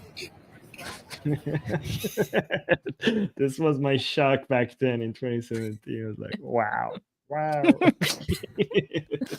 Okay, so Armin, one thing that we have not talked about is that I find very interesting to consider is the growing open prominence of Khomeiniist Shiism in the pro-Palestine movement and how this is against the interests or desires, comfortability of the majority Sunni world. Do you want to touch on that for a second? Because I think that's also a very big picture thing that's missing here. Send me the tweet that you from Daniel Hagachu. Yes, I can. Okay, but because so here's the thing: we have a major. This is I have to tell you this, guys, right? So, you know, Khomeini, when he started the 1979 Islamic Revolution in Iran, that was not an Iranian revolution, okay? That was an Islamic revolution. And it's very important for people to understand that the Islamic Revolution in 1979 was not supposed to be Iranian. What does that mean, right? Khomeini, the supreme leader of Iran back then, hated Iran. And I'm not making this up, okay? He hated Iran because he hated the very idea of the concept of a nation state. He was anti-nationalism, right? So for him, this was not about Iran at all. He specifically has quotes against nationalism, against loving Iran or wanting Iran or like saying anything pro-Iranian. A lot of people don't know this. Khomeini was against saying anything pro-Iranian because this was always for him about Islam. This was an Islamic revolution that was not supposed to end within the borders of Iran. This was supposed to be a takeover of the Islamic world to free the Muslims from their monarchs or their imperialist puppets, leaders, right? So it started in Iran. However, it's supposed to continue in Iraq, in Saudi Arabia, especially Saudi Arabia, go all over to eventually get Jerusalem, invade Jerusalem, and free the entirety of the Islamic world. And Khomeini wanted the entirety of the Islamic world. Khomeini wanted this. Khomeini wants this now. Wanted the entirety of the Islamic world to see him as like a kind of like a pope figure of the entirety of the Islamic world. Here's the problem. What is the problem for Khomeini trying to become the supreme leader of the entirety of the Islamic world? What is this? What is the main barrier for him to be able to achieve that goal? Do you know? He's a Shia. He's a Shia. And not only is he a Shia, he's actually has his own very weird, bizarre branch of Shia Islam that's even weird within Shiism. Let's be honest. Well, it's not as weird now. It was weird back then, but it's not. It's now mainstream Shia Islam, unfortunately. But anyways, so the Shiism of Khomeini stood in his way to become at that moment. No, at that moment, it seemed like people don't care because somebody, and the Islamic world looked at that time pathetically weak. The Western world was dominating the globe, and Muslims looked so weak. And this, all of a sudden, this guy comes and with the name of Islam defeats one of the, in their minds, puppets of the United States, which was the Shah, right? And does a revolution, takes out this monarch, and wins. So at that moment, given how the crisis of identity that Muslims were having all around the world, people looked past the fact that this guy is a Shia. Muslim winning over American, I don't care you're Sunni, I don't care you're Shia. Muslims were celebrating Khomeini. However, that took a very short amount of time for people to remember, okay, this guy is Shia, we cannot support him. So much so that Khomeini was so disappointed because not only Sunnis were not backing him, Shias in Iraq were still fighting for Saddam. Shias in Saudi Arabia did not rise up against the monarchs, and Shias in Iraq were fighting Shias in Iran. So this was a major disappointment for him, right? But here's the thing. Now we've come to you realizing why Palestine is so important. How do you solve this issue? Why does the Islamic Republic of Iran constantly support Palestinians, constantly fight Israel? Why is it that this destroying Israel and being anti-Israeli and supporting Palestinian fight against Israel is such an important part of the DNA of the Islamic Republic of Iran? Do people understand? It's because of this Shia-Sunni barrier, because this is the Islamic Republic's way to reach the entirety of the Islamic world, because there is something that Muslims care more about than anything that is even within the Islamic doctrine. And that's anti-Judaism, being anti-Israeli, being anti-Jew, and being in favor of the Palestinian fight against Israel. Again, not pro-Palestinian because they're sacrificing the Palestinian, but given how important of a topic, of an issue is for Muslims worldwide, this unites Muslims around the world more than the concept of Tawheed itself. There's nothing that is more and more of a unifying factor among Muslims than being anti-Israeli. And again, this is exactly why the Islamic Republic of Iran and Khomeini has become the leader, the frontrunner in the Palestinian cause against Israel, because this is the unifying factor. This is how you become the leader of the Islamic world, or at least you become more influential in it. And then remember, many Sunnis hate Shias because they don't even consider them Muslim. But when you come and you become, when the Sunnis see that their own monarchs and their own leaders are not only not helping the Palestinian fight against Israelis, but they're becoming even more and more pro-Israeli. So for many years, for the past 40 years, the Islamic Republic of Iran has proven to the Muslims worldwide that no country, no government supports the Palestinian cause against Israelis more than their government. And that has convinced a lot of Muslims, even though they're Sunnis, to be supportive of the Islamic regime. But now that not only the Sunnis who are so disappointed with their leaders who are not supporting Palestinians, they're now even more disappointed because they have crossed an unforgivable red line, which is normalization and working with the Israelis. This has become such a red line that the Islamic Republic of Iran can now take more advantage of the situation, and convincing Sunnis to stop takfiring us, stop telling us that we're not Muslim, and recognize that we are your only hope. We are your only hope, to the point that even former people that you were so anti-Shia, so oh my God, almost takfiring Shias, are now coming out and saying stuff like this. Do you want to read this for people? Okay, let's at least read the first 3 paragraphs, because this is actually pretty long. And he gets into some detailed nuance that most people won't get. This is from none other than our favorite Islamist, Daniel Haqiqatjou. Some important context is that Daniel Haqiqatjou is an Iranian American who came from a Shia family who converted to being a Salafi fundamentalist.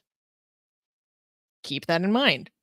Okay, so our lovely Daniel Haqiqatjou he made this tweet saying, claiming that Shia are no different from Jews in wishing for their destruction is a mass takfir of the Shia, which contradicts standard Sunni doctrine.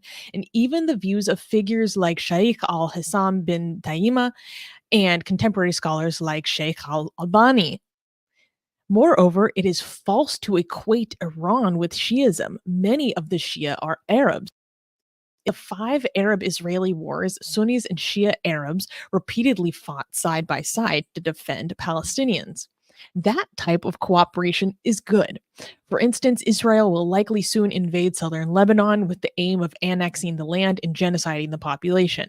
It is good if Lebanese Sunnis and Shias cooperate to prevent this, and they are entitled to help are they entitled to take help from Iran? And they are entitled to take help from Iran if it helps them.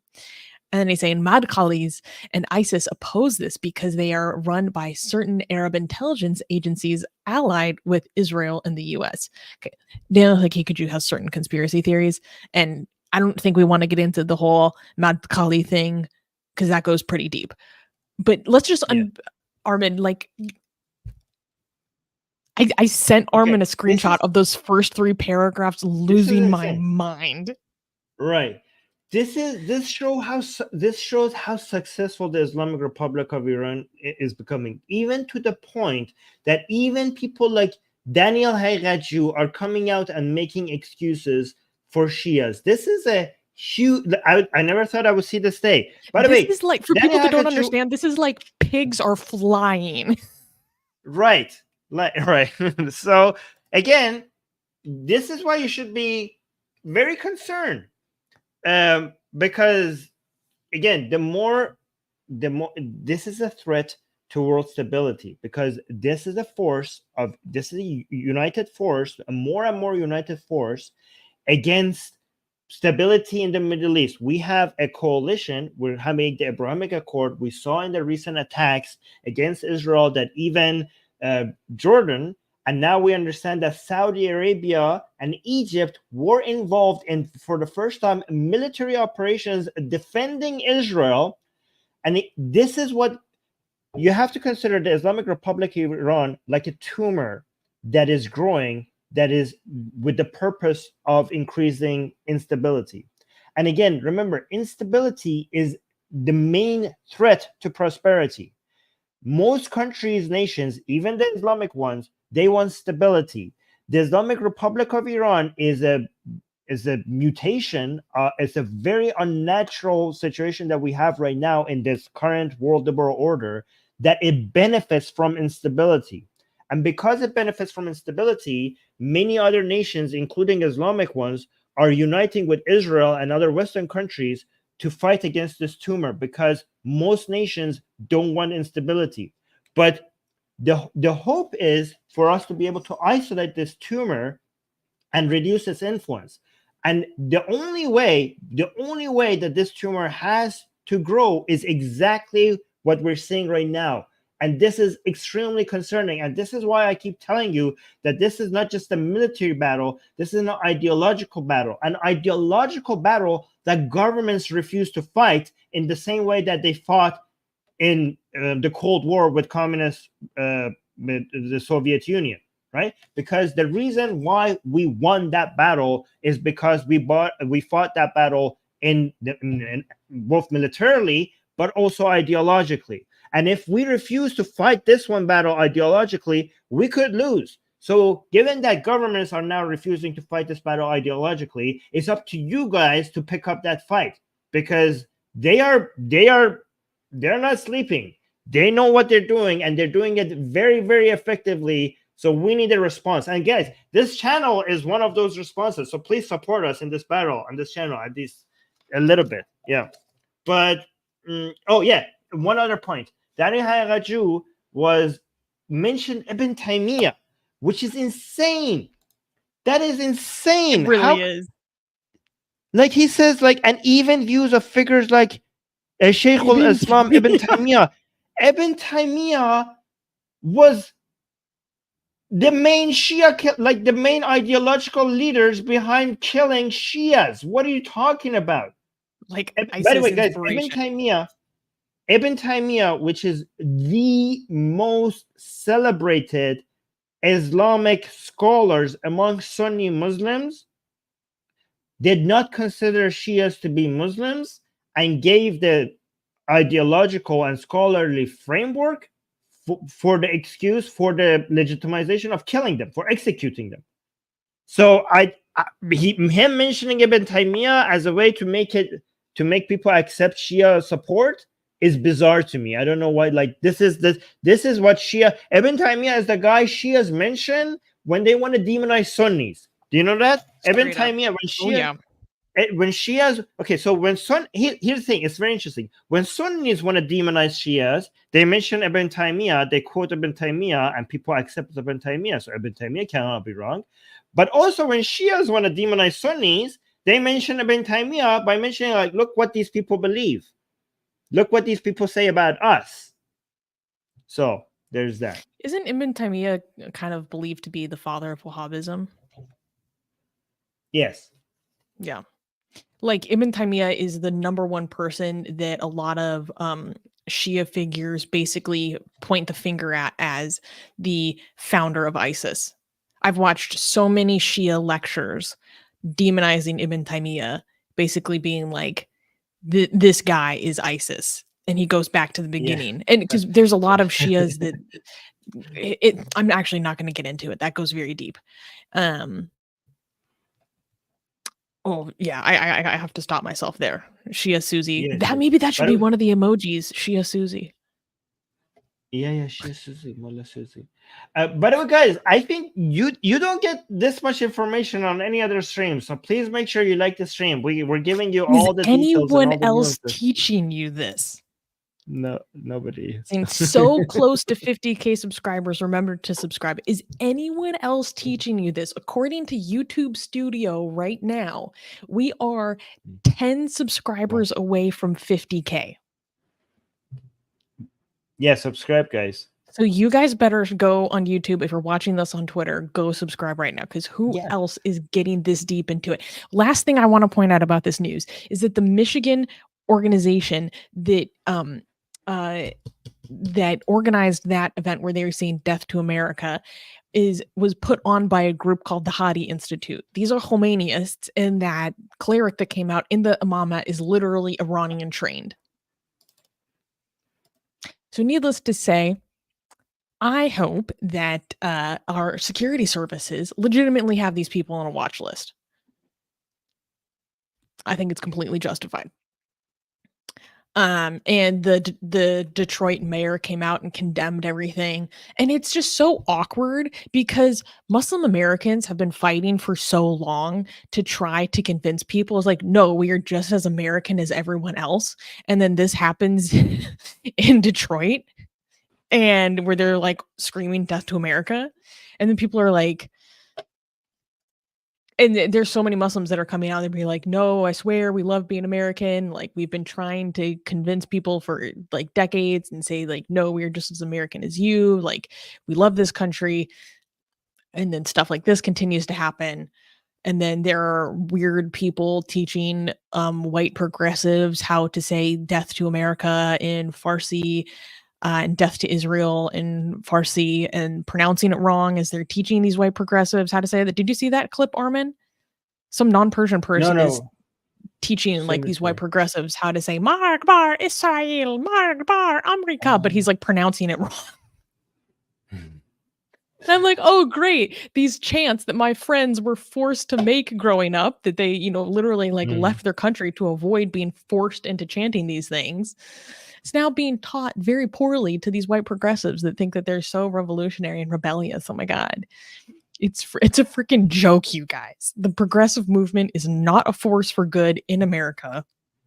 They are mainstreaming just terrorist supporting, not even sympathizing, just straight up supporting. And people are jumping off the progressive bandwagon like it's on fire. I have something to show you that you haven't seen. I think you're gonna like it. Okay. No, it's just funny. Okay, because we said we want a Shia Ayatollah Susi, right? Right. So I have been working on female versions of Ahund, female versions of mullahs, Ayatollah, female ayatollahs. Okay. And I think this is the future. So we could, Susie, if we want to make it Susie emoji that she's an ayatollah, we could make this. Okay. So here are a couple. I have made 4 of these. Right? You like it? It's good. It looks nice. God. Here's another one. A female ayatollah. Nice. Here's another one. She's a Sayyid. No, this one is not. Okay. No, it's not. The first one, the first one is a Sayyid. She's not a Sayyid, right? And this last one is also not a Sayyid.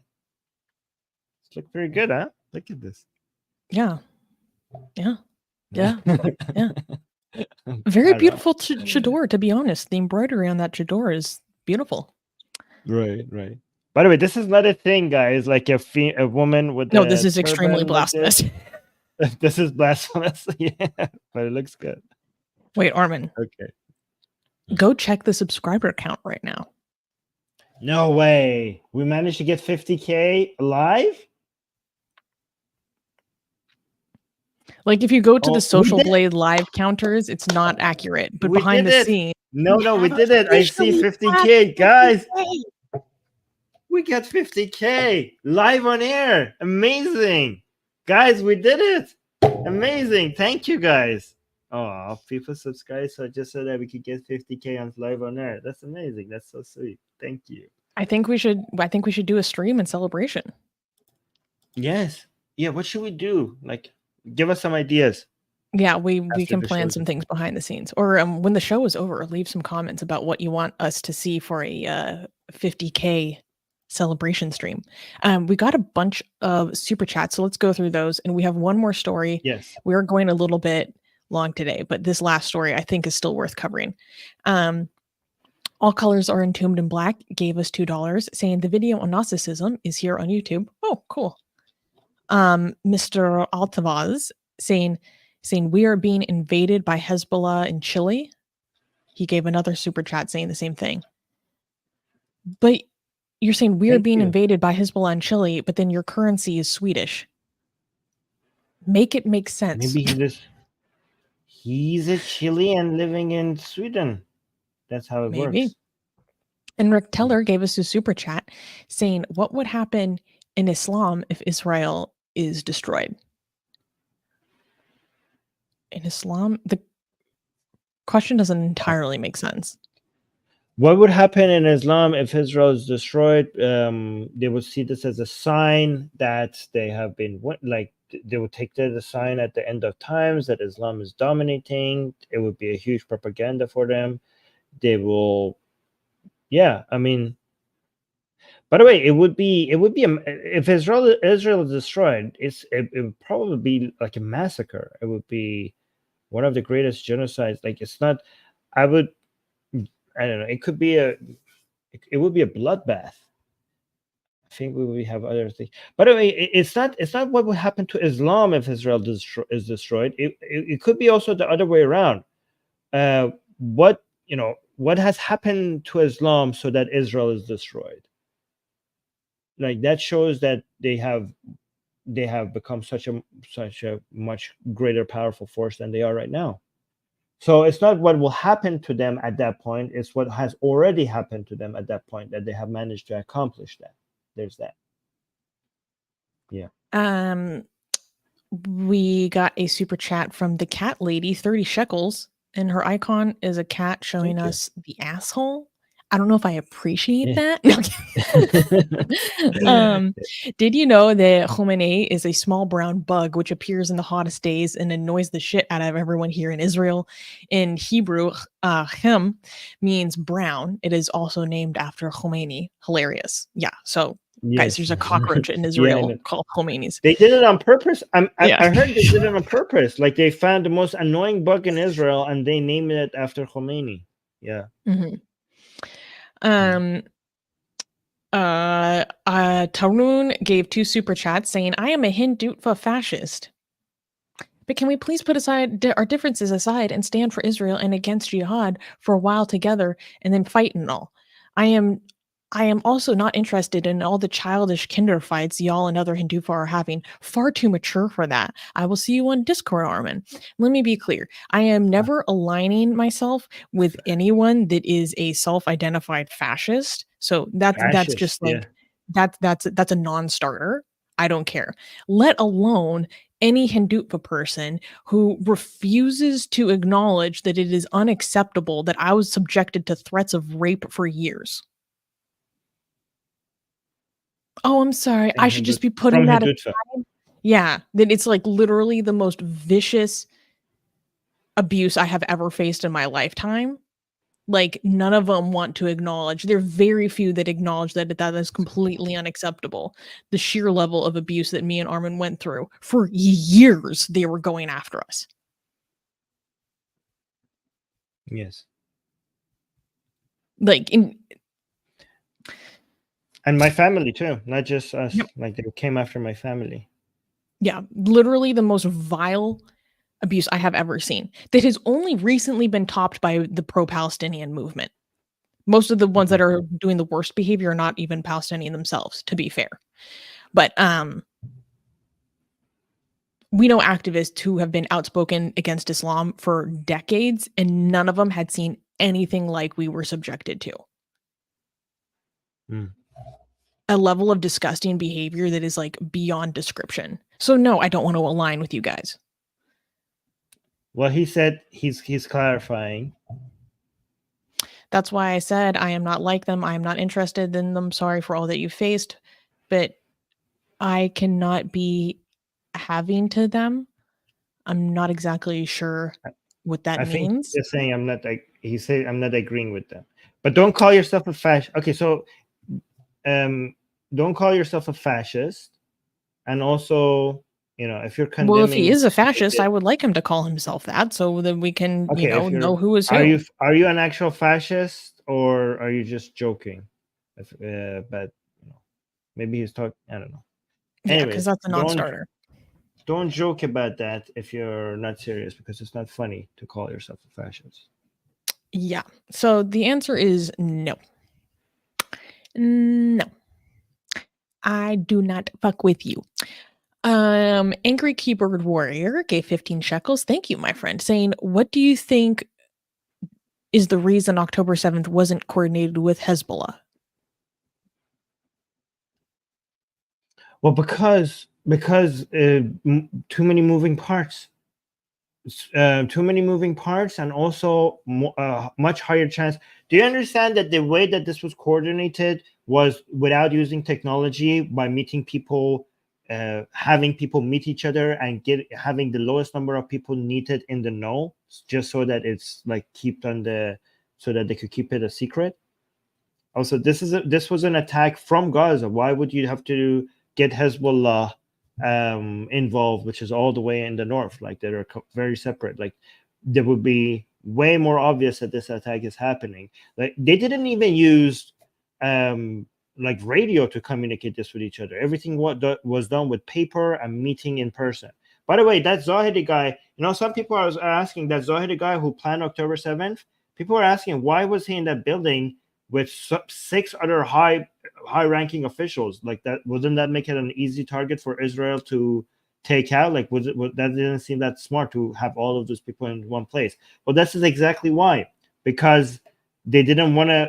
These plannings are not done through, you know, social media, through email, through Skype meetings, through Zoom meetings, through anything like that, so that it's not intercepted, so that they could keep it a secret. So Hezbollah was not needed, and if you included Hezbollah, it would have been much easier for Israel to know that something is happening. Okay, next super chat is also also another thing. I don't think Hezbollah is happy about October 7th. They've been screwed over by the Islamic Republic all over this. Like, this is like, because Hezbollah does not want Israel to be coming to Lebanon right now. Like, they are like, we did not ask for any of this. So I don't know if the Islamic Republic of Iran was like making this plan with Hezbollah. I think they would probably leak it on purpose, just so that none of this is happening. Like, they are losing. Wait, can I show that Hezbollah meme that I have? It's so funny. Hezbollah is not just a militia group, okay? They're now part of the politics of Lebanon, and they kind of need their popularity to be able to maintain their control there. And if Lebanese people are angry with Hezbollah for inviting a war in Lebanon, they might lose that control. So that is not something that they are very happy about. They're not a very obedient, Hezbollah is not as obedient as a proxy as they once were. I mean, they're still obedient, but not as much as before. Yeah. Wait, I have to show this meme. I love it too much. I'm sorry. Wait, here we go. Okay. So people were posting this meme to make fun of Western tanky leftists who were praising Hezbollah.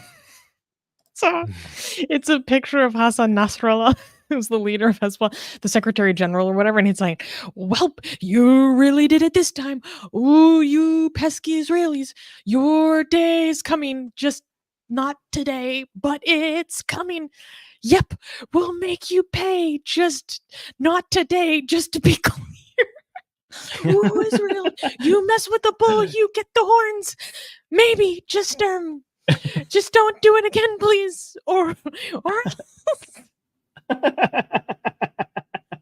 commenting on the leftists, the person is saying, "Imagine trading women's rights for this." This is great.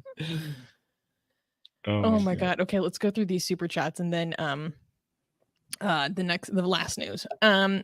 Shami is celebrating 50K. Thank you everyone for celebrating our 50K. All colors are entombed in black is saying, by the way, when I spoke about ethnic Europeans, I meant Europe is a melting pot. For instance, I am Sardinian and we're not Indo-Europeans. Well, yeah, that's like basically what we were talking about. And just as a point, Digi is saying, I'm Hindu and I support Israel over Hamas and I'm against Hindutva. They are just trying to infiltrate certain areas and we should not allow them to do that. I love your show. Thank you, Digi. I just thought it was important to show, diversity. And Mr. Atavoz gave another super chat, thank you, saying, do you know the work of Ahmed Abdul Samad? I am familiar with him. I haven't read much of his work, though, because I believe he mostly writes in German. For those who don't know, he's a German-Egyptian ex-Muslim writer and critic of Islam. So I don't know how much of his work is available in English. Sometimes I see a few good interviews of his translated, but not that much. Tarun gave another super chat saying, not really, they called Zionist fascists, so I assume fascist means I care to protect my own culture, not like Nazis. I will explain in the Discord at 3. Armin, I am Super Striker Core. Okay. My friend, I would kindly suggest you study a little bit more about what fascism means and what that term means and how most people interpret it, because you can care about protecting your own culture. We don't have a problem with that.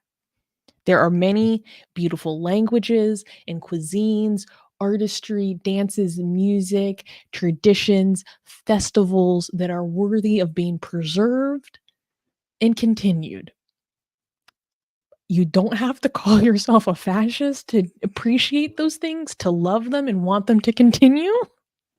And so I would kindly advise you to refrain, because people are going to look at you a little crazy, like I just did. So I would suggest doing a little bit of research. Maybe you might understand why we had a very strong reaction to that. Okay, and Unicorn, lovely Unicorn, gave us a super chat. Thank you, my friend, saying yay for 50K. Thank you, everyone. Thank you for all the support. All right, let me remove the star. So, can the last news is it clap worthy? Yeah, this is a little just like crazy and wild. Okay, next news. Okay, next news. Top U.S. intel agency bans jihadist and radical Islamist as offensive. This is a story that didn't get a lot of coverage, but parts of the United States intel services are going woke, you guys. Okay.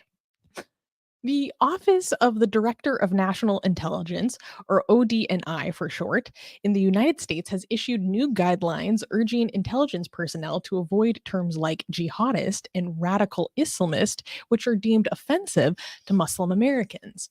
This initiative, revealed through a Freedom of Information Act request by the Daily Wire, so FAI, no, what do we call it? FOAI? No, Sorry, I'm so dyslexic. Revealed by the Daily Wire is part of a broader effort by the ODNI's Diversity, Equity, and Inclusion and Accessibility Office to refine languages used in counterterrorism contexts to avoid reinforcing stereotypes or alienating Muslim communities. The internal document emphasizes that, quote, words matter and seeks to, quote, disentangle Islam from words and phrases used to discuss terrorism and extremist violence, aiming to replace them with less provocative terms such as Khawarij, referencing historical Islamic sects. And we'll explain why Armin just had that reaction in a second.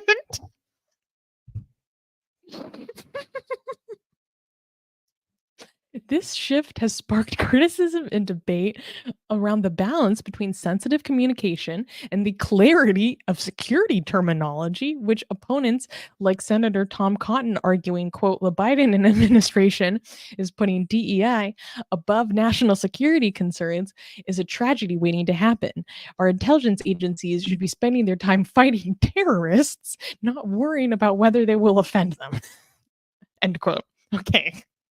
So there's so much to unpack here. And okay, so they don't want to like alienate their Muslim colleagues. That's fine. You know, you don't want to like alienate parts of the population. That's fine. My general opinion is if you cannot call someone who is a radical Islamist, I don't know what you can call them.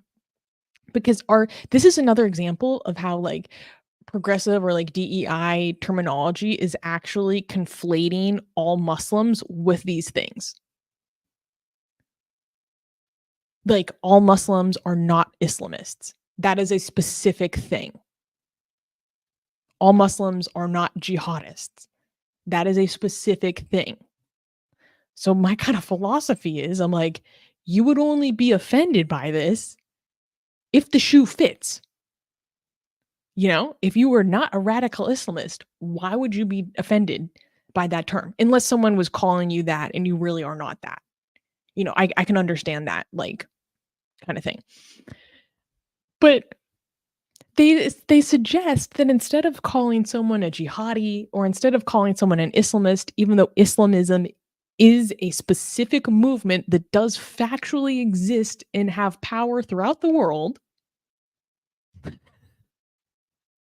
instead, they should call these people the Khawarij because it is less provocative.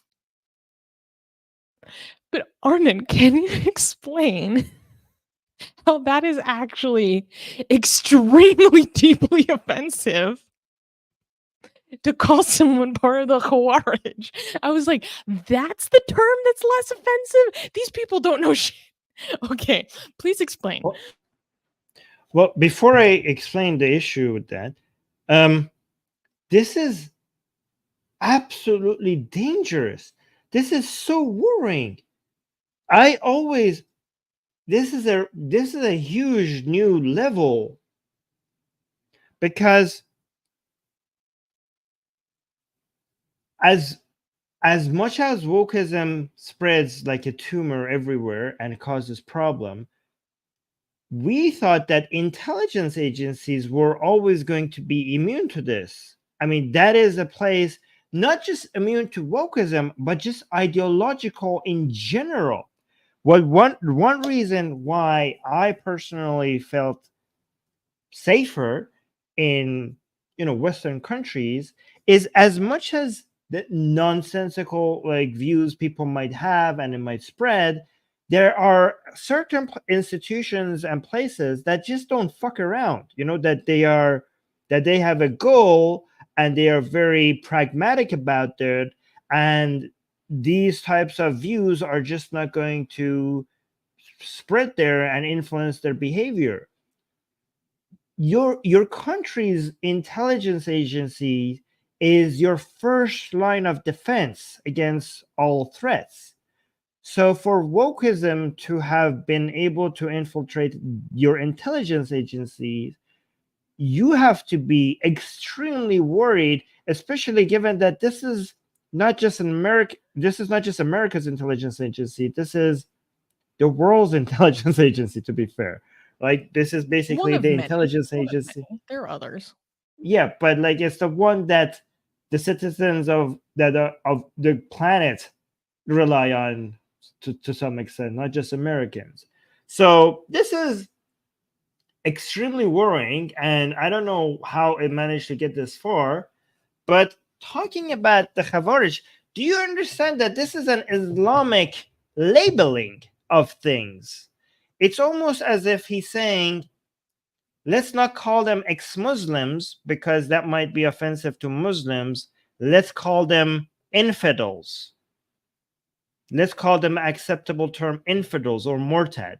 That is, he's using an Islamic framing and categorization to label radicals.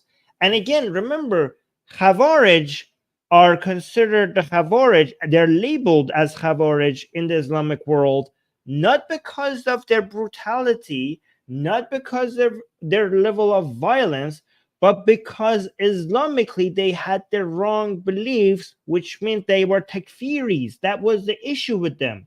Because the Khawarij did not commit more violence than Imam Ali or Muawiyah. In fact, in total, they might have committed less violence in total than Ali and Muawiyah, right? It was just that they had the wrong beliefs. So if your intelligence agency is labeling terrorist groups as Khawarij, they're basically submitting to this line of thinking that it's not their brutality or the killing of innocents that we have an issue with, is that within Islam, they have specific beliefs, and that's what makes them problematic. If you have other Islamic beliefs, that is okay with killing people, because so if you have mainstream Sunni beliefs while committing acts of terror, then you're not Khawarij. If you have mainstream Shia beliefs that is committing terrorism, then you're not Khawarij. You have to, ISIS is specifically takfiri. That's why they're calling them Khawarij. If you do the same level of violence under the brand of Shia Islam, while you have proper Shia beliefs and you have Shia ideology excusing your violence and act of terror, technically within Islam, you're not Khawarij. You're just Shia. You're just extremist Shias. You're radical Shias. What are they doing? How does he not even understand this? Because I mean, I understand if a senator or a congressman doesn't understand the nuances of Islamic ideologies, but for you to be working in an intelligence agency and you need to know these things inside and out, you need to know these things better than I do. So I don't understand how they managed to get this. I mean, this is an ordinance from their DEI office. Are we surprised? Yeah, I don't know. The brilliant intellectual contributors coming from DEI offices. Give me a break. What is a DEI office? I don't know. Diversity, equity, and inclusion. Oh, why do they have a DEI office there? Wait, which intelligence is this? CIA or no? This is the Office of the Director of National Intelligence. Okay. Why do? Okay, so this is not any of the like. Please explain. Like, being called Khawarij is seen as like very, very offensive. Yeah, but we don't care about offending them. Yeah, but we don't care about offending them. It should technically, Muslims who are radical should not be offended by this, because they're like, oh, good. So when they call the ISIS Khawarij, that means that our radicalism is not seen as problematic, right? They shouldn't be offended. They're like, our terrorism, we're because we're not Khawarij. We're in the clear, like because we're not takfiring anybody. Like if I'm Hamas, I'm like, I'm not Khawarij. Like ISIS is takfiring people, so that's Khawarij. When did Hamas takfir people? So they're not Khawarij. You cannot, like that. Just doing crazy shit doesn't make you Khawarij. So basically, this is a stamp of approval of Hamas radicalism. Maybe this guy doesn't even understand what he's talking about. I mean, again, this is not like this is just some ordinance from their DEI office. So who even freaking knows who came up with it? They This also exposed You some know what other this really shows? crazy You know what ordinances. this shows? This shows that DEI because these diversity offices. That means that they're the people who are consulting, that they're talking to them and giving them advice. They're Muslims. They're Islamists. Because where would you get this language from? You're like when they are like when you will only this will only come to your mind if some Muslims are talking to you and say like, hey, we're against the same people you are. We consider ISIS Khawarij. And this guy would like, okay, these Muslims call them Khawarij. Let us call them Khawarij because that's the vocabulary that they like. This shows that they're getting their information and their knowledge by talking to the wrong people. Exactly, because it's such a specific term. Also, I also just think it's a bad idea to like use the term being Khawarij because just in the sense that the likelihood that most Americans would be able to pronounce that is pretty low. Actually, that is very smart. You know why? Because you're like, oh, these people are not radical. They're Khawarij. And an average American would be like, what is Khawarij? And they were like, oh, this is what Muslims call the terrorists. And this is such beautiful propaganda because they were like, oh, so Muslims are against these terrorists. So I thought Islam is for terrorism. But now I see that they have their own label against them. Oh, this is very effective propaganda to try to make it seem like Islam has a problem with this themselves. This is what Sunnis do. Sunnis call these ISIS Khawarij as a way to dismiss them. But Shias use Hussein because Hussein was fighting Yazid and like, hey, we're not radicals. Our main hero was fighting these type of people. So that's their narrative. Guys, it goes so deep. It goes so deep. Shias, when they want to say that they're not terrorists, you know what they do? They say they make terrorism a Sunni thing. Right? Like, look, ISIS is Sunni, Al Qaeda is Sunni, and even if they want to go one step further, they say Hamas is Sunni. They're all Sunni. They're all Sunni. So it's not Shia Islam, it's Sunni Islam. All right. But here's the thing: who is the mayor's supporter?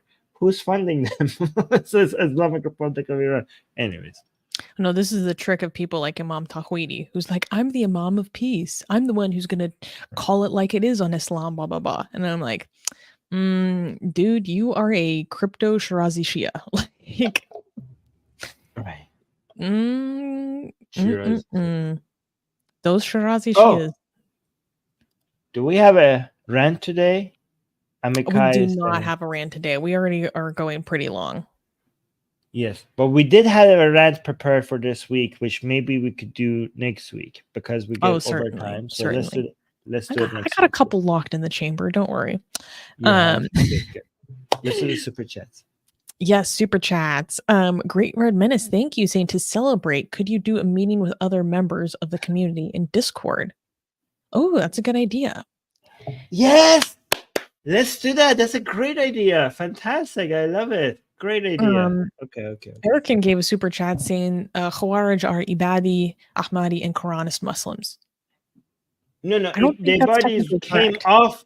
Okay, the Ibadis is like completely has mutated to. Yes, the origins of the Ibadis are Khawarij, but that is completely something else, which is so strange because the Ibadis are not. The Khawarij were supposed to be the most extremist, violent ones. The Ibadi that came out of it is now the most mellow. It is the most mellow, peaceful version of it. Now we literally go and they're like, "Can you please help us with negotiations?" Right. Oh, in Oman, yeah, chill Ibadis. And I don't think the Ahmadis and Quranist Muslims count as Khawarij. No. Yeah. Kevin gave $5 with no comment. Thank you, Kevin. SDA, thank you for the Canadian $10. Saying, have you seen Cosmic Skeptic interview with William Craig, where Craig defended children slaughter on God's command? Dark Matter 2525 made videos about it. I have seen that. No. I haven't seen that, but I want to remind everybody that Cosmic Skeptic, you still haven't talked about the Master Revolution after all this time. I know you saw my message, and you ignored me, even though this was the most important secular anti-religion revolution in the history of the world, and you decided to ignore this event. You decided not to talk about it, even though before you have talked about certain events like this. I just want to mention that it's a shame that you decided to ignore your fellow atheists in Iran over this. So there's that.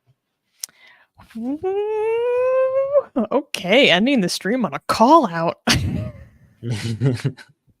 And All Colors gave us another super chat. Thank you.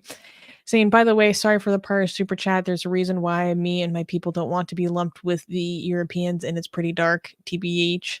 Thanks. Well, my apologies for any Sardinians that I offended.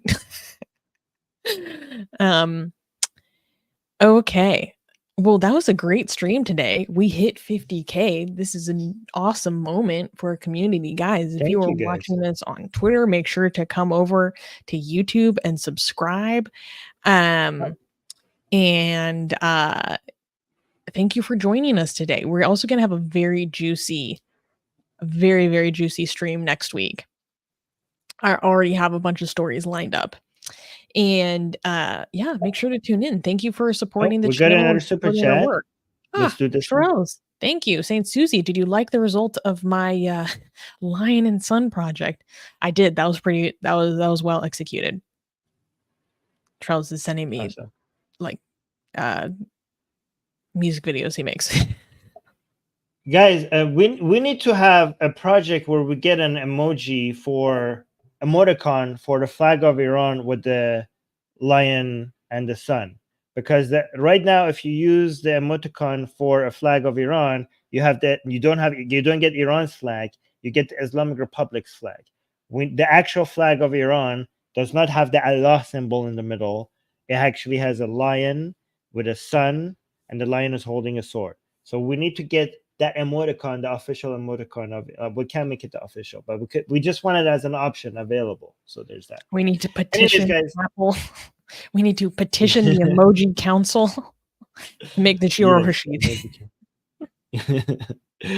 All right, guys. See you on the next stream. Don't forget to like, don't forget to subscribe, don't forget to hit the bell notification, and most importantly, tell your friends and your enemies to come and subscribe to Atheist Republic on YouTube. There are 900 people watching, 640 of them on Twitter. Twitter people, hop over on YouTube, Atheist Republic on YouTube, and subscribe to us there, because it's a lot more fun here, because you can see in the chat, people are talking and we highlight them. It's a lot better. Come over on YouTube. Anyways, love you guys. Till next stream. Bye. Mwah. Bye.